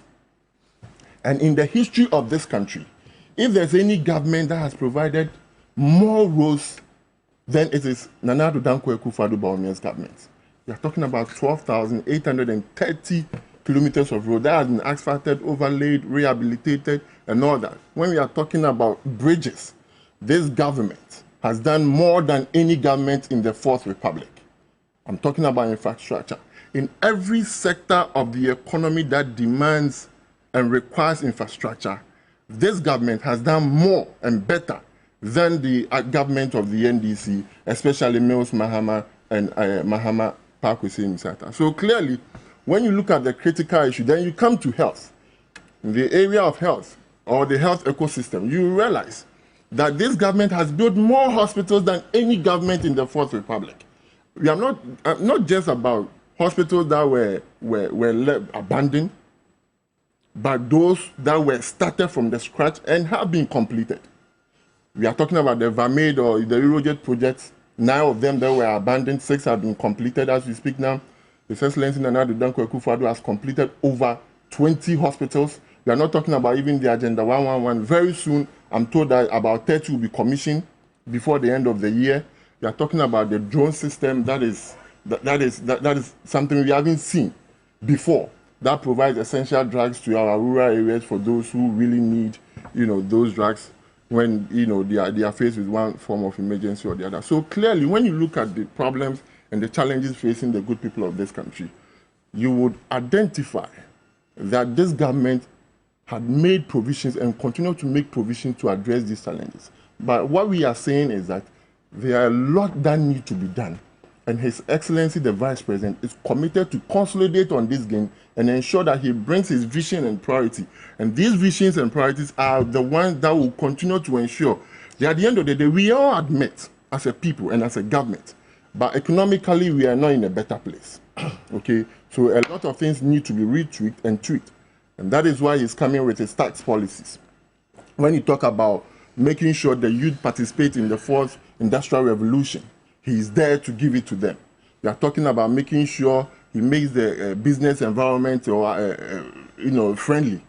His tax policy is there to address all these challenges. So for me, it is clear that when you look at the challenges, the government and the political party and the individual that can be able to address these challenges as enumerated or identified by the people of this country is His Excellency, the Vice President, Dr. Mahamudu Bawumia. And I am clear in my mind, I'm certain from day one when he was elected as the flag bearer, that this is the man to take us into the better future. Was it last week? I saw that Dr. Mahamudu Bawumia went to MIM and then inaugurated the polyclinic there. So is it part of the Agenda 111 project? No. You are not too sure? I'm not too sure. How many of the Agenda 111 projects have been completed so far? There are 111. I have the figures here, but if you permit, maybe later I can come back to it. But I know we can come back on it. I know by the close of maybe next month. I know the date, but I'm not sure. This month is December. No, next month. No, actually this month. Okay. So by the close of November.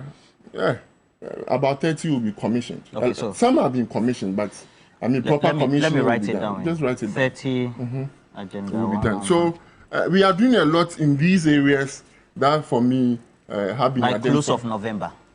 Yes. That's what I've been told. Yesterday I was told by my colleague. So Kofi Mayor. So Roland, I mean the fact is that please wrap up for me. Exactly. The fact is that if there's any government really and truly that do have the policies and programs to address these challenges by Ghanaians, indeed is the NPP government. Okay, so Nana Dakun said I should tell you to list the hospitals you have built. Nana Dakun. That's easy. So you say you get it. I can give you some now. So if you look at these benchmarks, how would you say that you do a proper assessment? The economy, you look at health, the infrastructure, and issues of unemployment have been dealt well adequately, for which perhaps John Mahama is not even needed at all, and that we need a continuation of Dr. Mahamudu Bawumia. Okay, so I once again, good morning. I want to start my lesson by reading a post by Gabi Asariotre-Dakun on Facebook, dated October 31st, 2016. Where's the post? Let me see whether it's a legitimate one. Oh, please do. Okay. He says, quote, "The NDC is campaigning on infrastructure. And this is what a university don says about it. The economy is number 1. The economy is number 2. The economy is number 3. Because when we have a better economy, all other sectors perform well. Building a hospital is a very good thing, but that is not how it is done. If you have existing hospitals and you lack doctors, your doctors are going on strike. You do not have enough medicine.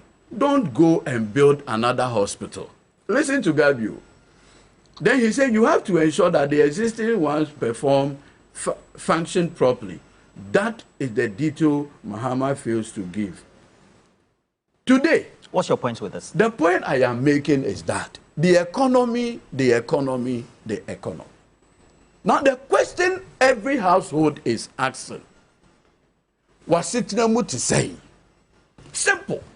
And this morning, you have shown the video of the respected Dr. Michael Adu. I was only paying homage to him. I beg you.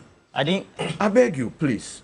You have shown his video, and the more I watch it, I became heartbroken. Akufo-Addo and Bawumia took this man to his early grave. Painfully. You cannot conclude. Please, I beg you. The man out there is not a young man to lie. The man out there has no interest lying. He is above 74 years. The man says that over 30 years of my life savings, Akufo-Addo and Bawumia, through a dubious DDEP, have denied him access to that savings. Look, when we were in Lagos, Dr. Michael Addo, there to me, and co used to come to Tingis, John Scotte building, and encourage us to save in most of these banks and most of these financial institutions. What have we seen? We woke up one morning, Akufo-Addo told us that there shall be no haircuts. Lied to us. I've never seen a leader. People trusted him and decided that he would be deceiving and lying to his people than what we have seen today. Over 61 billion Ghana cedis of people's interest payment and principal payment lost through the DDEP like a military regime. For the first time, we saw a retired Chief Justice go on demonstration. You come and sit here and gaslight people. You come and sit here and make it look like you have done us a favor. You come and sit here and look Ghanaians in the face and tell them that you have built hospital. Are you serious? When COVID struck, when COVID came to this country, where were they keeping the people? Were they keeping them in Akufo-Addo's cathedral? When COVID came, and that if you want to assess the What's vision, your point, please, if you want to assess the vision of a leader, you will see what he does in good time. 4 years, what were you doing? You were putting $58 million into a bottomless hole for 4 years. Today, that hole is the most useless thing ever done. Instead of apologizing to Ghana, you are sitting here saying you have done what better. Yesterday, did Bawumia tell Ghanaians why he and Akufo-Addo decided to put $58 million, not cedis, into a hole? Did he tell them that $58 million dollars? Do you know the number of jobs it can create to young people of this country? You use $58 million in digging a hole. Are you mad? Are you crazy? And Ghanaians are going through this pain for 8 years. Be careful with your No. You cannot say man. No. Listen, Roland. Now and be raving. No. Like You see, I am in pain this morning. But the fact that you are in pain, that I watch. No, please. Don't be using words. Please. No. Kofi Ameo. No, but you see, please don't be saying crazy and mad. It's either your flag bearer or it's you. Come on, don't do that. It is the height of madness to use $58 million to dig a hole. Your words. No, is it not madness? 58 million. Roland, if $58 million is Akufo-Addo's hard-earned money, would he use it to dig a hole? Would he do that? Look, the pain in the hearts of Ghanaians does not require us to romanticize issues. I will not do it. I was listening to speak with Jack. People, if you dig a hole with $58 million, would your sanity not be questioned? A hole. And Roland, I beg your pardon. Listen, you have a situation where this government decided that they were going to use $2 million on a sky train. That money is locked up with the company, no sky train. $2 million. Can Bawumia tell Ghanaians how many jobs? Oh, we thought it was for feasibility. But that's it. Feasibility. Yes. And where is the money? Where is the sky train? It's gone under the drain. We are told that this government spent another $2 million, Motor Angel, for the motorway job. It never happened. Do you know how many jobs that $2 million can create? One, $40 million on a so-called Ejapa royalty deal. No deal, our money is gone. Do you know the amount of jobs that this can create? You wake up one morning, Roland, to find out that the Minister of State had kept over $1 million under her bed. You see how smart the Akufo-Addo ministers were? At the time they were taking people's savings through DDEP, they were keeping their monies under their bed. You see what they were doing? You have saved your money with banks. You decided to use your money to buy Akufo-Addo bonds. When the time came, pay us back. He never. But he was keeping his money under his bed. So it is safe. You see how dubious these people have been with the governance of this country. Now on this platform, he said, John Mahama said, he's not a magician to create jobs. You see, sometimes if you come on shows and you are not careful, you say what you are not supposed to say. You sit on this platform and peddle bare-faced lies. John Mahama never said anywhere that he's not a magician to create jobs. So I dare you. I dare you. During the IEA debate, one-on-one. No, respect yourself. You ask me a question. Demonstrate humility and withdraw that statement. Because, hold on. Please. Kofi Ameyao, please. Kofi Ameyao. I remember vividly when you were speaking, I never interjected you. And let me be clear and categorical. That John Dramani Mahama was interviewed or had an interaction with a small audience in the studios of GTV. And that was when he made a statement that it was a response to a question about people saying there were not enough jobs. And he said incubators, etc., had been created with various state agencies. And that if people don't go, or young people don't go there and access them and work, then they wouldn't get it. And then he also said that it was not by means of being posing as a magician, or it's not by magic that you tend to get money into your pocket. That it is only by ways and means if you go and access and work. And it was reported in the media that way.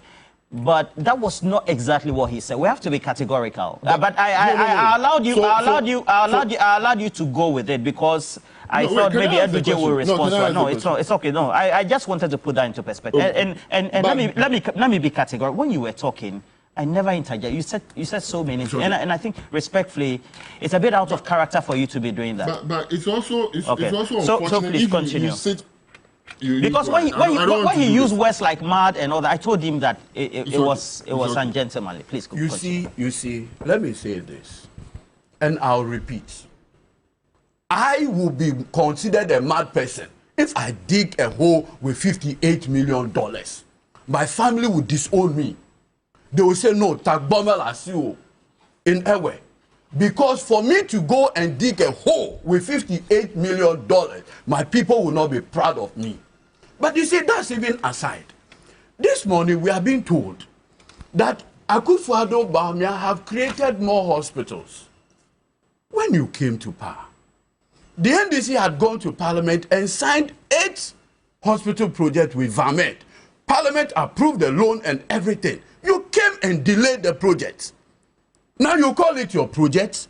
Do you know the genesis? The Eurojet project. When did you go to Parliament? Look, Eurojet. As for Eurojet, you don't even know about Eurojet. Kofi Ameyao, please, if you have points, please write that. No, please, Kofi. You are being rude. Distract me. I'm focused. No, you are being rude. You have no idea. And then you are interjecting. Please allow your co-panelists to flow. I think that it helps us have a very decorous conversation. Roland, please. Roland, John Mahama went to Barclays. Barclays gave us $300 million promissory notes. We gave it to Eurojet. And that is what they use for those projects. If you don't know, I'm telling you. 2, when John Mahama decided to invest in Ghana East, Rich Hospital, and others, what was Akufo-Addo doing? When COVID came to this republic, it was these hospital projects that became lifesavers. Nobody went into the cathedral when COVID came. That's how you assess the vision of a leader. For 8 years, Dr. Mahamudu Bawumia and Akufo-Addo have to together destroy the international reputation of this country. And how did they do that? You can't make those conclusions. There's a young man called Michael Blackson. Okay. He's a comedian. Go right now on Facebook or his Twitter page. He said, Ghana stole my money through DDEP. It's there. City FM online. That is how you have destroyed the image of this country. Now he says, John Mahama says, you will create job through 24-hour economy. Unexplained. Dr. Bawumia's own life story tells you how 24-hour economy works. He said when he was in London, he does taxi driving 8 hours. You move and go and do another cleaning job for 8 hours and what have you. So he himself, his life, shows how you do a 3 shift in a day. How is this difficult for anybody to know? But I understand. Because the MPP had a consultant who told them that the 24-hour economy policy program is believable and Ghanaians can see the prospect. And so they should do everything to undermine it. And that is why they've been running all kinds of adverts on it. But you see, if you want to assess the vision of a leader, it is what he leaves for the predecessor. Before John Mahama left, he left Akufo-Addo $250 million in the sinking fund, uncontested.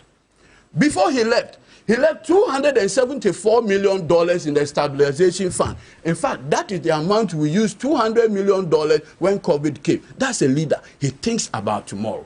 If you want a trustworthy leader, young people of this country, you will see a president who left you ESLA that had given you in excess of 30 billion Ghana cedis in 8 years, uncontested. If you want to see a leader, a John Mahama, the Heritage Fund, the Ghana Exim Bank, we took it to Parliament and passed the law that allows you to take a certain percentage on our export duties at the port to create. When the NPP came, they gave it to the likes of Wuntumi, the regional chairman in Ashanti region. We can't access those monies again. So we are looking at a president with vision. Look, many years ago... So let me go to you. Actually, 30 seconds. No. Many years ago, Adenta, Medina, and others were synonymous with no water. It was John Mahama as vice president with Mills as president that expanded water into those catchment areas. Today, people don't complain as it used to be in the past. That is how you assess. Don't come and sit here and let it look like you have created heaven. The same Afrobarometer report says about 82% Ghanaians believe that Ghana is heading to the wrong direction. You should be ashamed of yourself. Going by this benchmark and your own assessment, do you think that Ghanaians are right in trying to use these benchmarks to choose a leader? And why do you think that we've arrived at this point? 82% saying we're going in the wrong direction. Of course, we know that people in excess of 80% want free SHS to stay, as well as one village, one dam, a number of them as well. But the key indicators of unemployment, the healthcare issues, the health infrastructure, and then the economy. Why should it become a key issue based on your own assessment? Roland, Ghanaians are right, and these issues have been... They are right in what sense? They are right in how, or their daily needs, what they expect from the politician. If you take our voter population, close to 70% falls within the youth bracket. That's and true. Every youth wants job. That is all to it. Politics is about creating that enabling environment for the youth to have jobs, to have decent living or lives. So if you're unable to provide this, that's a failure. And so I agree with them. You see, the video you played of Dr. Maikado. I was only paying homage to him, the man I knew. I also want to pay homage because, I mean, during our days at the university, they were the voices that encouraged some of us to be in business. And watching him and hearing what he said, it has really saddened my heart. I heard someone say that, oh, but he's 74 years. But Akufo-Addo is 82 years. He is living. For him to die, for Akufo-Addo to live, is very problematic.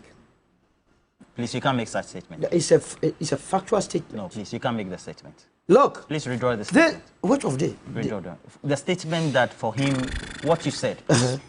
The statement If you are telling me that for 74 years, there could be underlying conditions. There could be. Well, I can take that one out. To make those comparisons with the president. No. Please withdraw it. Okay, I have withdrawn that. But the point still remains that we voted for people to lead us into prosperity. This is someone who has expended all his energies in building a business. You understand? We put governments there to make sure all the economic indicators are good so that citizens will be happy. Yeah, his words, I don't have my money. He had his own money. Listening to the clarion call of the government to invest, so he decided to invest in government bonds. Now, the money that he willingly loaned to government was taken from him. And so, if today is no more, I would rather prefer to go by his words to advise the younger generations that elections have consequence. And that is why I agree with them that unemployment is a problem. See, we cannot just believe at the point. We cannot just continue to cry that unemployment. What are we doing to go and deal with that issue of unemployment? Fortunately, going into election 2024, all the candidates have submitted their manifestos, their proposals, and what have you. We have fortunately submitted a plan. And that is where... Well, the Vice President said 2.6 million jobs. I was listening to him yesterday. The Vice President has said a number of things. It was not the same Vice President that said that when the fundamentals are weak, the economy or the exchange rate will expose you. When he was pushed further, as in government, he said it is warped logic. What are you implying? Now, he says something today, tomorrow he changes the position. Meanwhile, the principles are the same. So I don't want the Vice President's position to be my yardstick. Because clearly he has shown that he has no clue in terms of managing the economy of this country. Roland, our problems have been same since day one. And we are here because we have not been able to diversify this economy enough. We keep coming back with the same old rhetorics, and we cannot continue to do the same things over and over again and expect a different results. When this administration took over, our Ghanaian economy had been dependent on cocoa and gold for that long. Are we still not dependent on these two? So we need to shift. If indeed we want to address the concerns of the 41% respondents who believe unemployment is a key issue. And that is why my candidate is saying that we need to introduce new dimensions into our economy. Focusing on pharmaceutical, focusing on petrochemical, focusing on vehicle assembly, focusing on electronic assembly, focusing on salt industry, iron and steel, vegetable oils, and so on and so forth, so that the economy will be brought in for us to receive or mobilize all most revenues into the economy. So are you saying that we have failed? We have failed woefully, but the position of the government clearly tells you that we have failed. Which position? The government is saying that we are in difficult times. We are here because of COVID Ukraine. Look, the same COVID Ukraine, Togo is having a policy rate of 5%. Burkina is having a policy rate of 5%. Ivory Coast is having a policy rate of 5%. Ghana alone is having a policy rate of 27%. Why wouldn't you have that high unemployment? Because underpinning any employment, a good or healthy economy, is your policy rate. How can any business, and that was why Dr. Ado was crying. I mean, if you play the video extensively, you would realize that he was even lamenting about the business, how GRA was harassing him, how electricity bills was killing him. These are the issues that you tackle. And that is why my candidate is saying, under his presidency, we will not be doing any double-digit policy rate in this country. It's killing, it's mind-boggling that no country develops with a double-digit policy. And that is what we have been introduced. And I am very surprised that my brother says Dr. Bawumia has demonstrated, he has a demonstrable record. What record? Look, this is an administration. You didn't listen to the Youth Connect yesterday. Oh, as for the Youth Connect, it's one of those things. But I am just taking on his word. Demonstrable record. We are talking about an economy that the inflation rate is 21.5%. Is that a demonstrable record? Look, only last week, a mother had to go and sell a newly born baby for 300 cedis. Roland, this is where we are as a country. That mothers give birth to takaba, you know takaba, newly born baby, and sell the baby for 300 cedis for survival. And that is a demonstrable record. In any case, we have been told by this same vice president, he is just a mere mate. That he does not take decisions.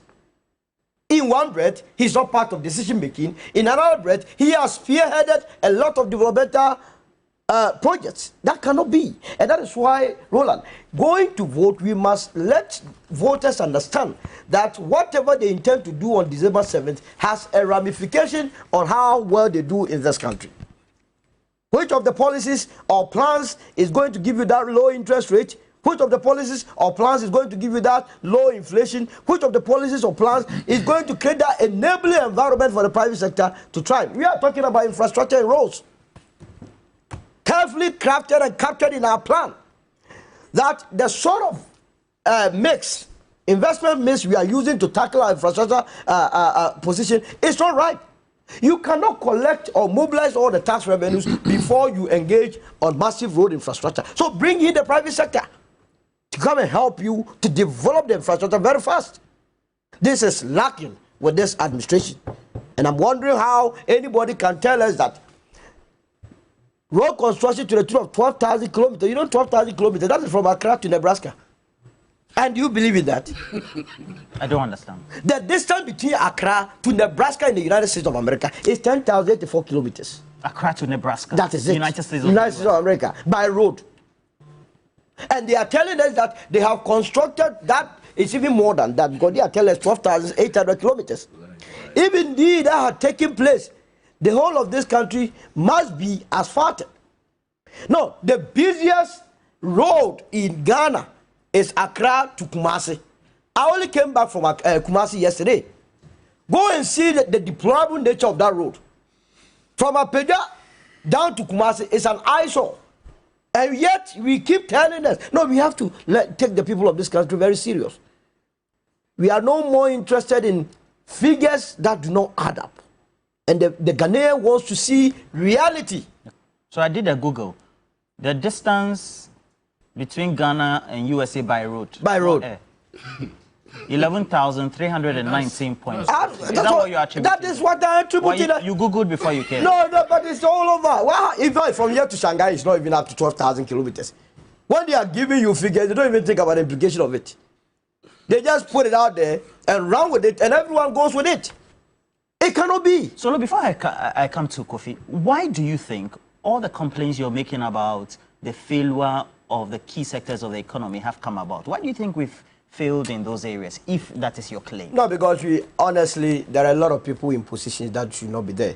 I mean, one of the marks... I don't understand. You mean we have square pegs in square pegs in round holes? You didn't get Dr. Mahamudu Bawumia with the strong economic management team? The candidate then told you that he didn't have a lot of knowledge about economics. And it was the reason he was bringing the vice president to stabilize our inflation, our exchange rate, our policy rate, and so on and so forth. All the indicators that he came to meet has been worsened. Look, in 2016, I was one of those that shouted that the inflation rate of 15% was unthinkable. Today we are doing 21.5%. How can I come and then defend these actions of a vice president who was supposed to reduce it? CD to the dollar was 1:4.2. Today it's 1:17. How can you defend this action? You get my point. Unemployment was 8%, now it's 14%. So everything that this administration spoke of in opposition has been worsened. And yet we are being told that it is the best situation. No, we got to lift up the bar and begin to speak reality. And that is why I'm entreating the youth of this country not to make the mistake of yesterday by voting for Alan Chebati, because the plan is so clear.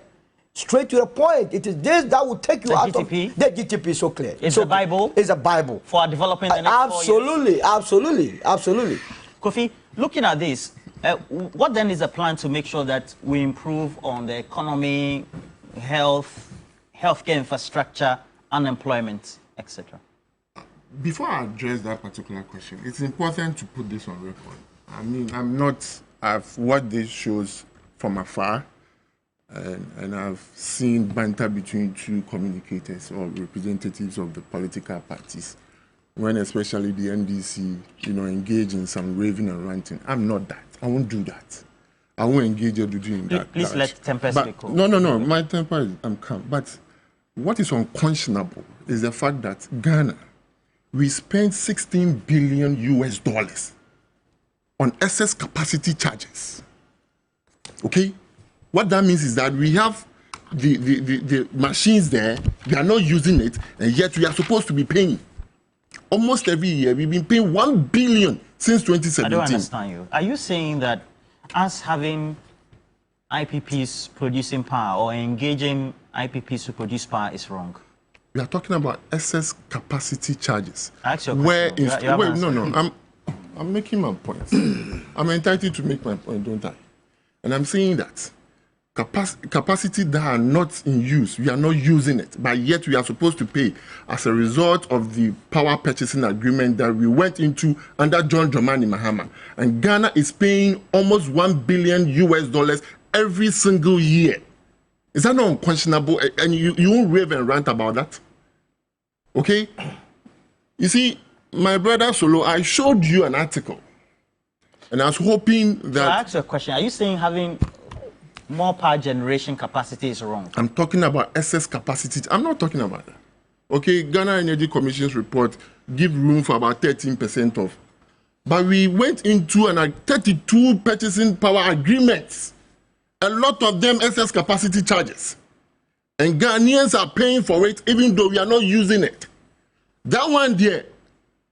Then we like I said, I showed you an article and I was hoping you go along that tangent. You mean the sector? What happened to... He gave you an article? Yes, he showed me an article. To be fair, I don't know much about the honorable man who had just died, the businessman. I don't know much about him. But listening to his story is a very sad one. It's unfortunate if it happens to any other Ghanaian for that matter. But we shouldn't sit here and be lying about it. He never mentioned DDEP.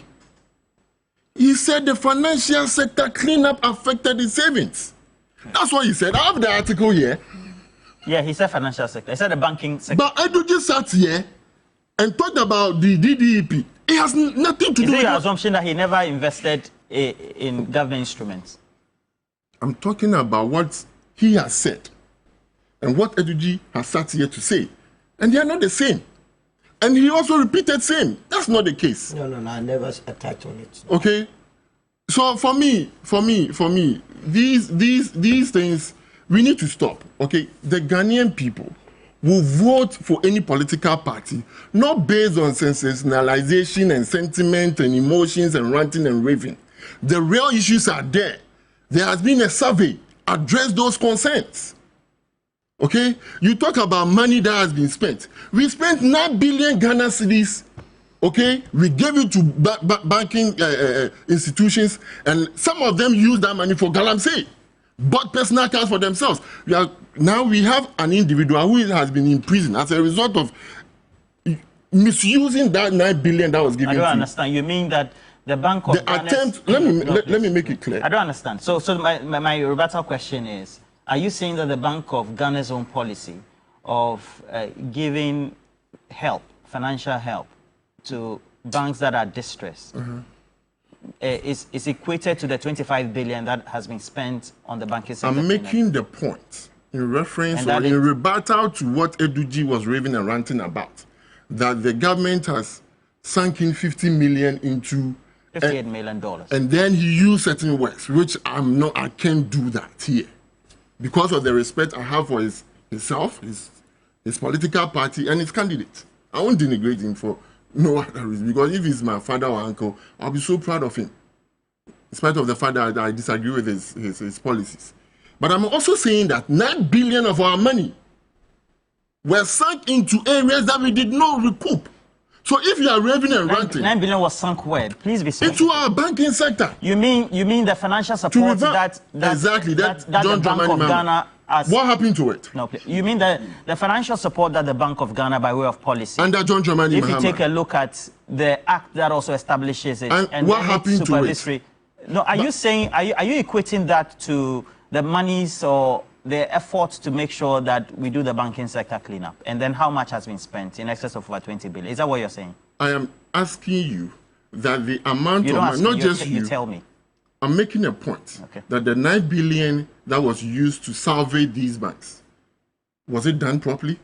Who used 9 billion? The government of John Dramani Mahama. Where are you getting the source from? I don't have it, that's fine. He even said it. I know that banks were giving support. UT was giving support, and a number of them also were giving. But liquidity support is something that the Bank of Ghana does. Okay. Indeed, if you look at the Basel Protocols and the Basel Accords. So why didn't you remind please listen to me. Please listen to me. So the Basel Accords are in one.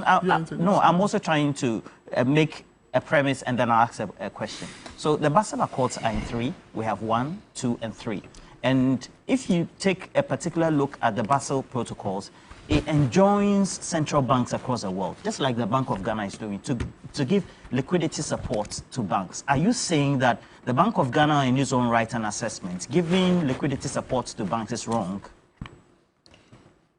Every money spent by any government is legitimate. Okay?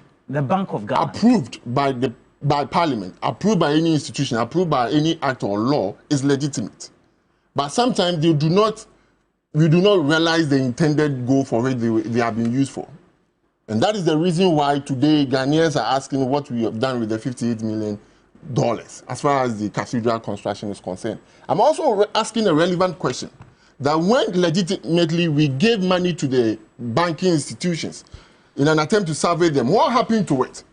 And when that went into waste, why is he not raving and ranting about it?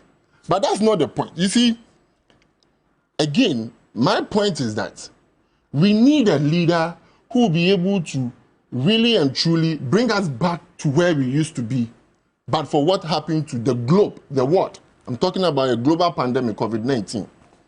My friend here Solo talked about the fact that we are making excuses as far as the ramifications and the effects of COVID is concerned. Now, why is Togo doing this and why is Togo doing that?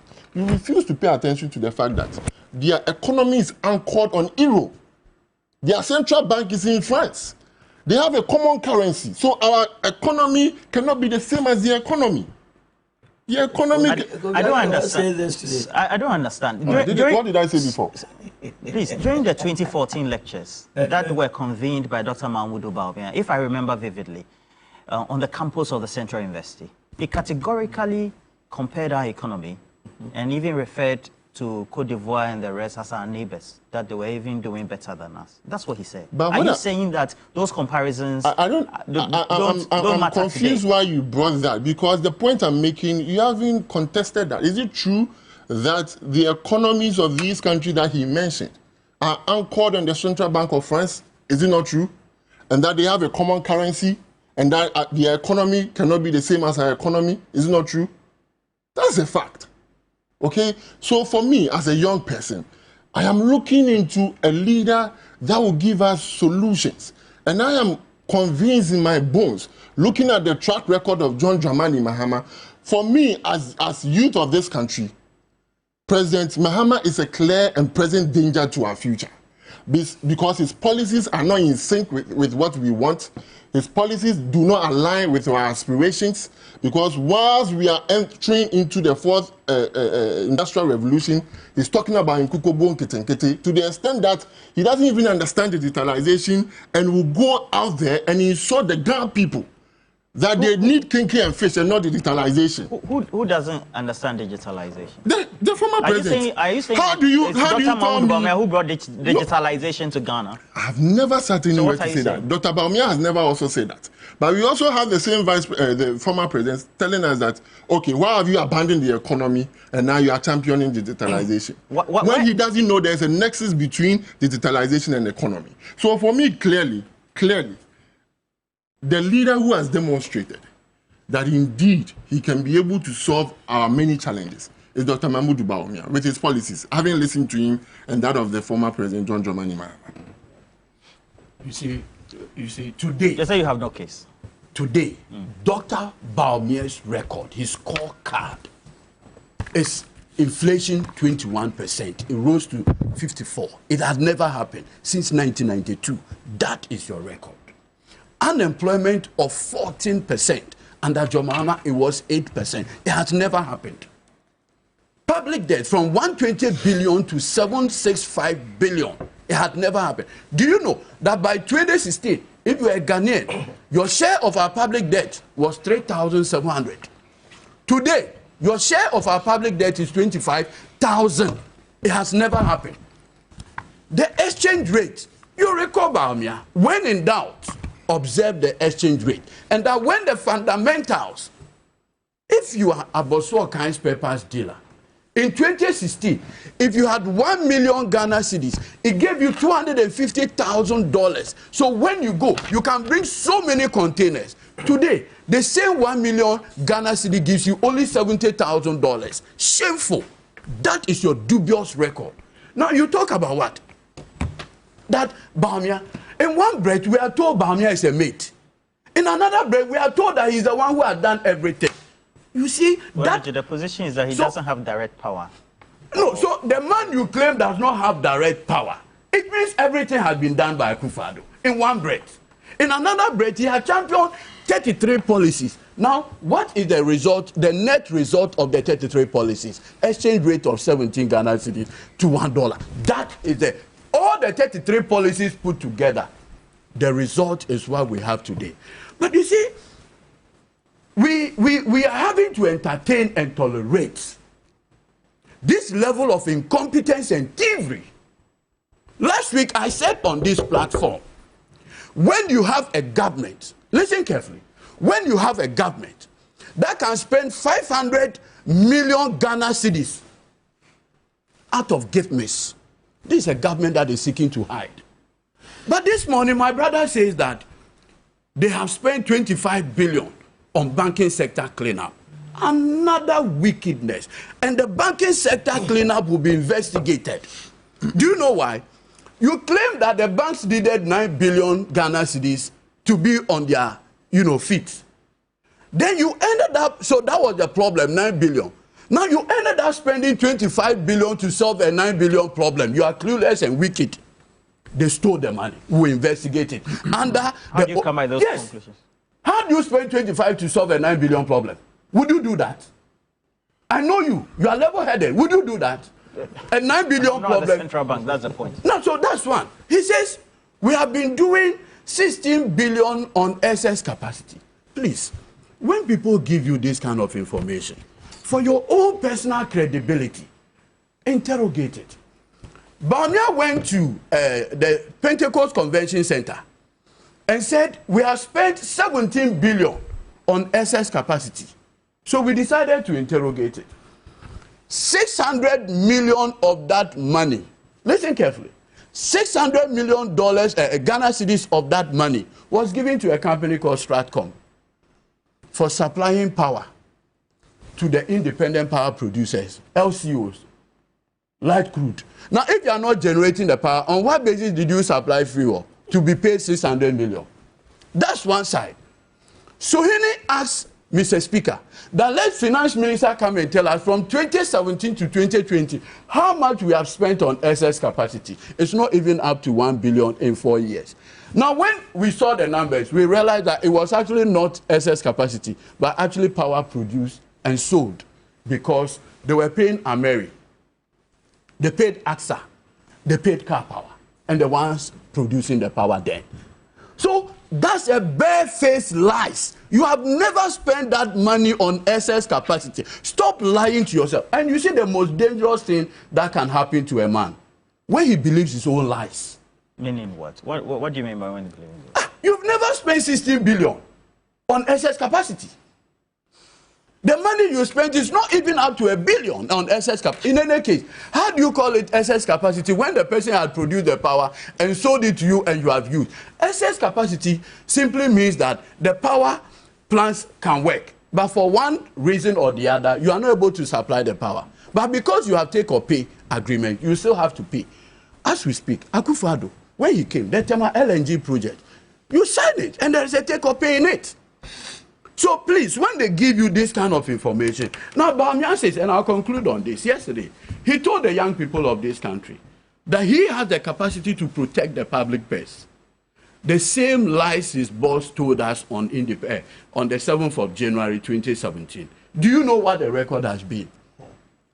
Akufo-Addo today had packaged an ambulance contract, $54 million, to the young man called Solomon Okoro, who has a daughter with a daughter. Is that how he's protected the public purse? Inflated the project.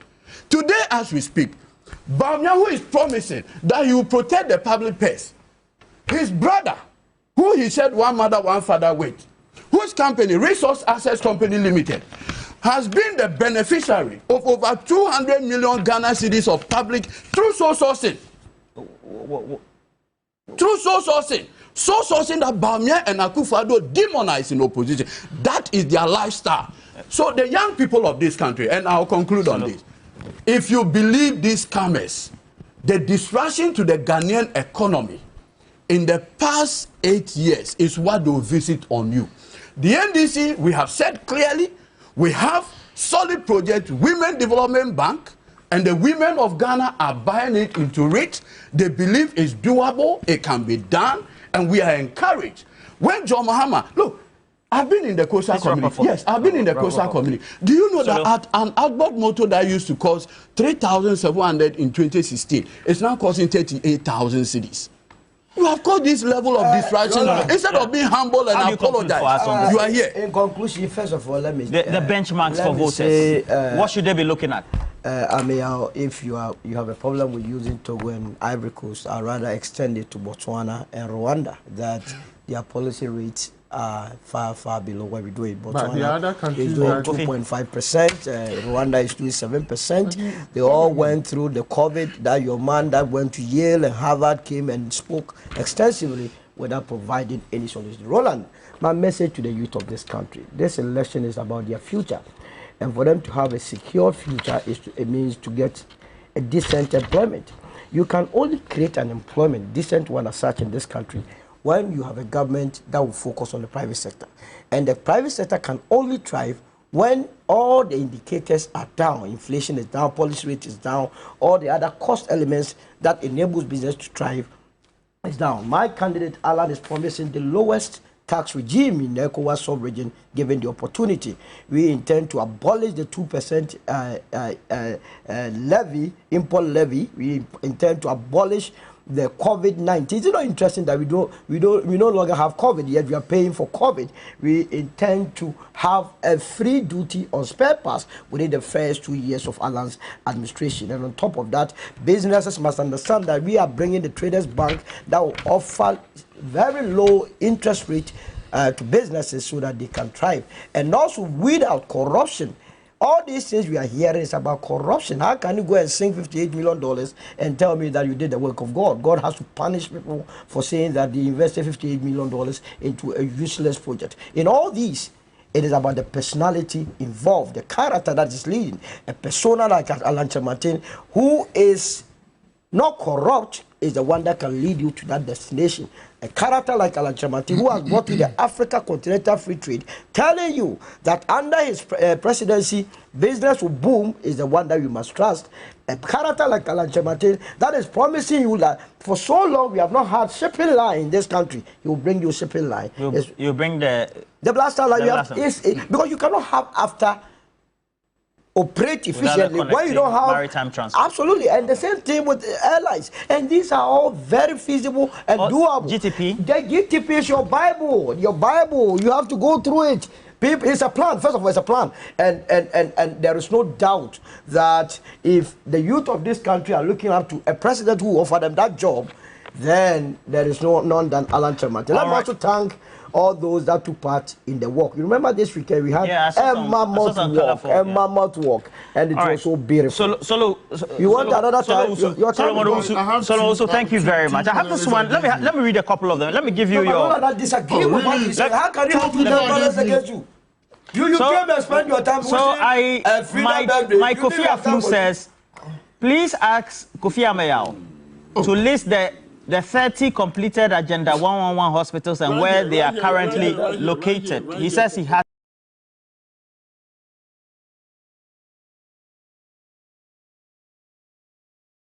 them there. And then also, I have a couple more. This one is coming from Daniel Banwoko. I also wanted to raise the issue of road infrastructure, particularly concerning the Wa-Kumasi route. I used to be able to drive from Wa to Kumasi in 5 hours, but last week it took me 9 hours due to the poor nature of the road. And then landlord Landlord Bolga D-Line says, Roland, with the greatest of respect to our president, he has actually defined, okay, an economist now it's the reason bondholders have received the haircut. He cannot say he didn't advise on that as head of the economic management team. Sorry that I'm editing your messages. And then PHK said the contractor at the Kufodia Regional Hospital has jackpa. You mean he has left because of money? As some of the roads actually are on standstill to be, they've been abandoned. I'll leave the road. And then Kofi Kwating Ameni referred me to government paid $937 million to 3 IPPs for 4 years. That's the finance minister's response. Kakri Samoa says, please tell Solomon Owusu to give me his smoke. I love it.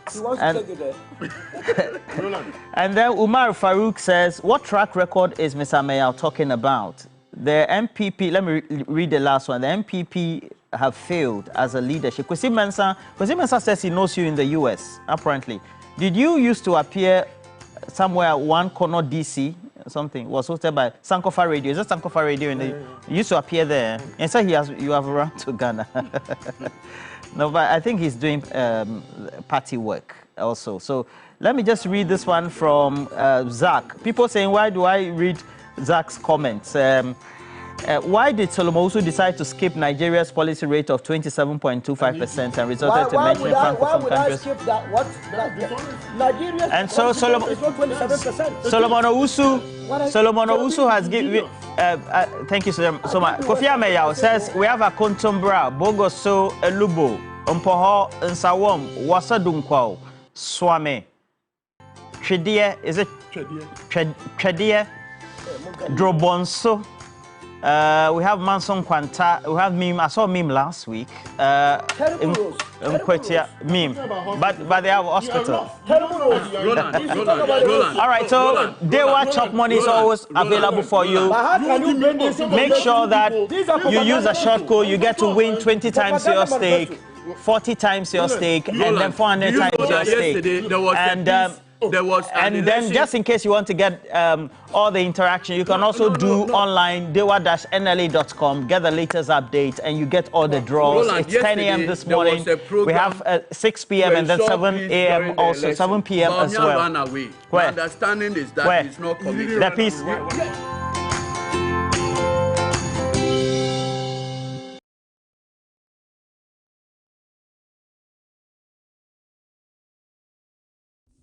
The 5 kg of rice has moved from 25 cedis to 165. Oh. Hey!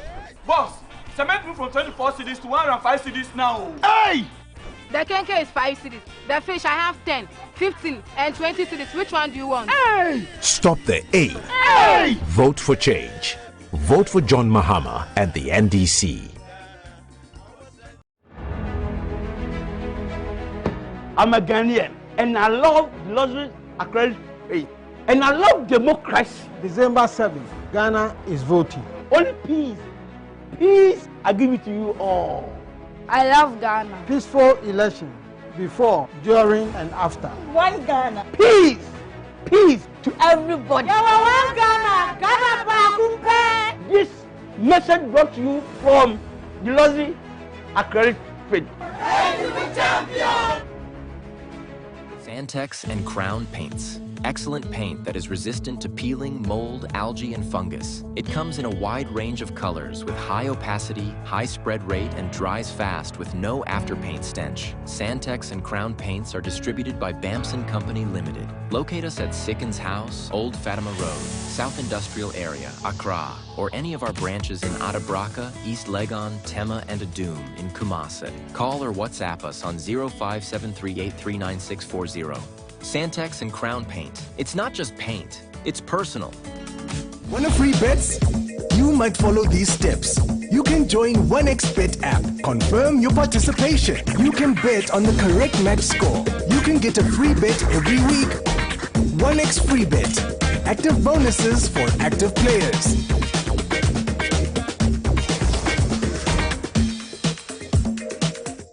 This advertisement has been vetted and approved by the Gaming Commission of Ghana. Bet responsibly, not for persons below 18 years. Gambling can be addictive. Hey! Today at my office. Oh, my people, welcome. Please, sit down. Today you brought another gist. So what's the gist today? So, boss, you say that the election is won or lost at the polling station. Exactly. So if you be sure, why say you be the EC chairperson where they announce the winner? Why? Okay, all right. I get your point. Let me break it down for you. You see, in the presidential elections, the whole country is considered as one constituency. So all the results need to be collated from all the polling stations before the EC chair can arrive at the results to declare. You understand? Good. You see, it all starts at the polling station.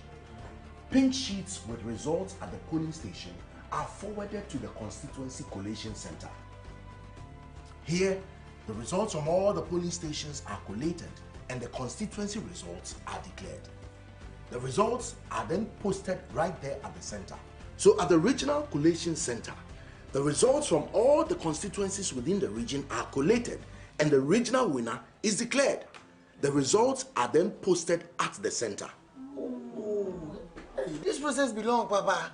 Massa, we've not even finished yet. Yes, so now the regional results are then forwarded to us at the EC head office. And remember, political party representatives are there, observers are there, the media is also there. All of them are monitoring everything very critically. You understand? And so, at the EC head office, under the monitoring of all the stakeholders, all that the EC chairperson does is to add up the results from all the 16 regions to arrive at the winner of the presidential elections. So the EC chair cannot declare any winner they want? Impossible. You understand? Look, in this process, there is no way the EC chair can declare a winner aside the one elected by the 40,000 polling stations across the country. Oh, I get them now. But how about the voting for the MPs? That one, how did they do? That one is straightforward. Remember, that is at the constituency collation center. So the results from all the polling stations are put together and the results are declared right there. So again, if a party fails to properly collate their own pink sheet results, or not a Take note that all through this process, all political party agents and observers them did their freely. Nobody they sleep. From the polling stations to the constituency collation centers to the regional collation centers and even the national collation center at the EC head office. All political party agents and observers them did their constant. Them open them eyes all they watch everything freely. Nobody go fit steal this election inside. Look, even EC chairperson self no go fit steal this election inside. 2024 elections. It be Frenchim. It be clean. Emudaho kind. No kululu. The luckiest. Star 712 hash. Luck is everywhere.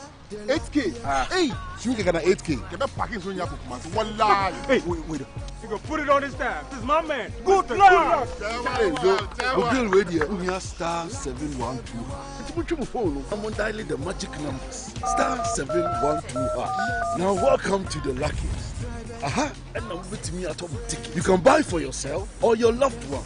Mommy, tell mommy who's here. You're buying for me, right? Or who else? Oh. Let me choose buy tickets for adults. Love you, boo boo. Maybe straight to option 4. Now, you need to buy tickets worth 50 Ghana to qualify. Yes, you can buy random or preferred tickets. I'm choosing random tickets. Listen, if you buy the random ticket, the system chooses a random number for you. But if you buy the preferred, you get to input your own preferred 5 digits. 5. Baby, give me your 5 numbers. And how much are we buying? Babe, look at the body and buy you. With your body, Hey, never. Tread cautiously. Now follow the prompts and confirm. Now the luckiest. The luckiest is regulated by the NLA on the Caritas platform, not for persons below 18 years. T&Cs apply. Over 5 million children have benefited from free SHS. Protect free SHS. Vote Dr. Bawumia, #1 on the ballot. On TV3 New Day.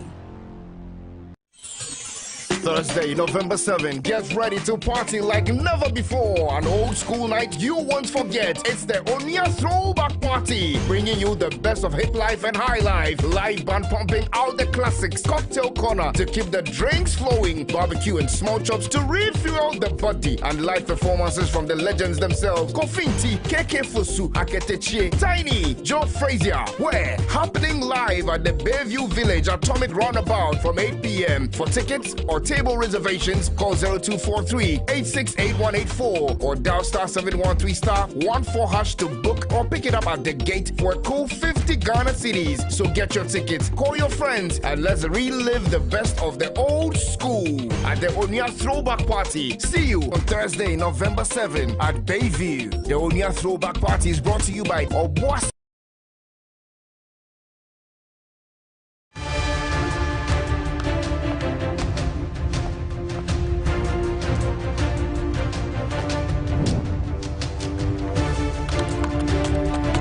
This is the show that brings finality to all the critical issues. It is the stage where all the facts are checked, issues thoroughly interrogated, opinions shaped, and debates settled.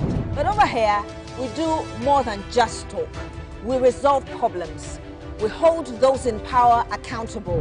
We address all the key happenings in society, from politics to health to education to everything you deem important. And we will center the voice of the ordinary Ghanaian. This is the show that sets the agenda.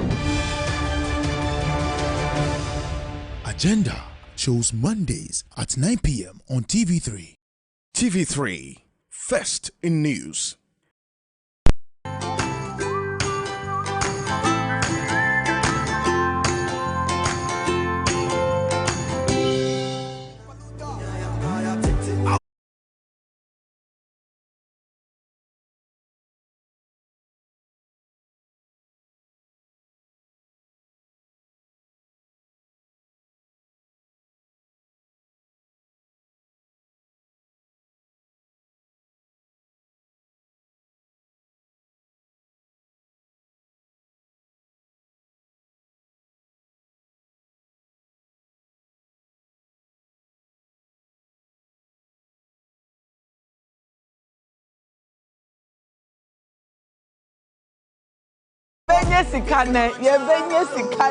It's time to cash out this morning on TV3 New Day.